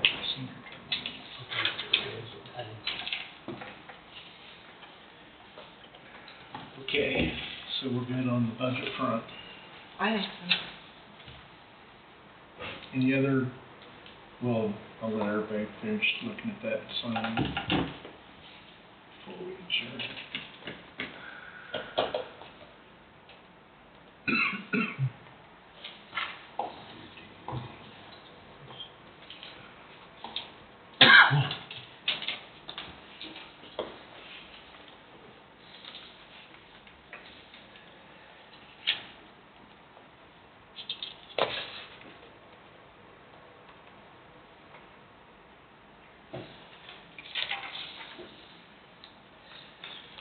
We have any chance of thunder or storms tonight? I don't think so. not for the next 8 or 10 days. Yeah, it's usually Ohio days, something pops up in No, about 5 minutes. I know it but does. it's gone. I think we're in the clear for tonight.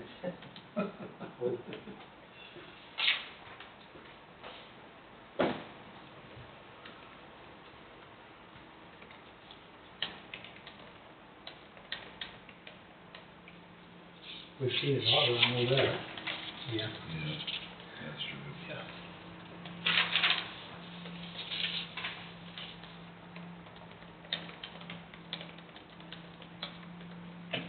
I didn't know if you had any questions. I did mention probably not the best time, the HVAC system and issue that occurred last week, and then kind of kept rolling with the budget, so Look at you.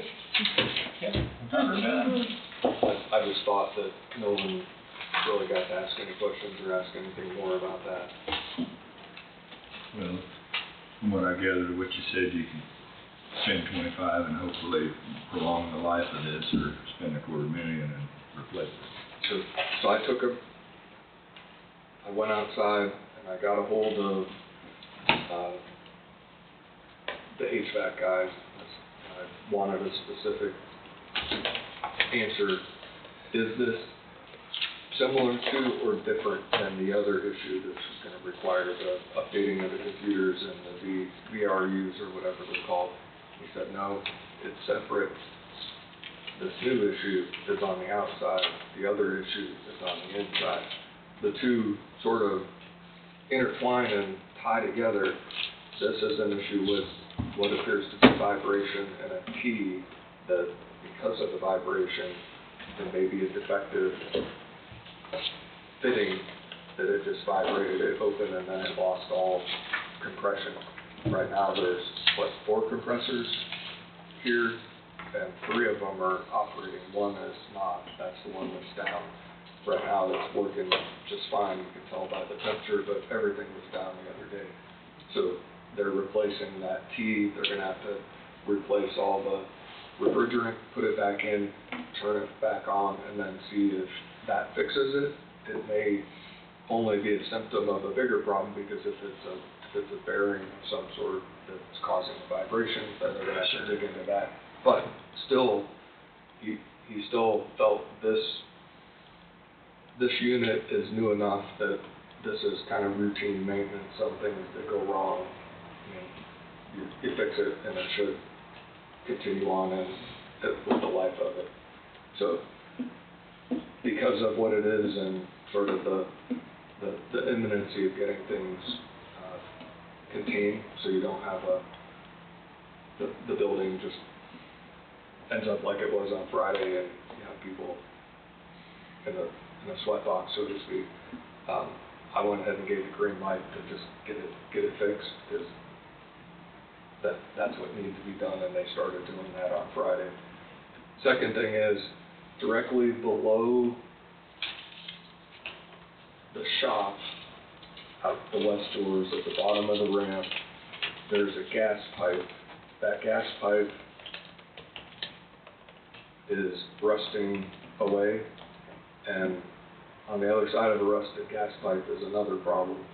So Cooks has been contacted, they've already been given a quote, and I've already given the green light to move forward on that, to get that done. And if you can see, I mean, well, you can't see. It doesn't, Went off about 2 seconds ago. It doesn't look good, and it's only a matter of time before the rust just eats away at that pipe again. So, I see that. So, that's not good. No, it's not. When I can, I'm bringing it before you to get the green light from you, but in other instances where time is of the essence, I'm going ahead and evaluating and making a decision. It's a major safety issue. Yeah. That's my opinion too, but I just want you to know, so when you see a bill come through, that I'm making those decisions for those reasons. It's what you gotta do. Yeah. Okay. Anything else? All right, it's time to adjourn. 2:48.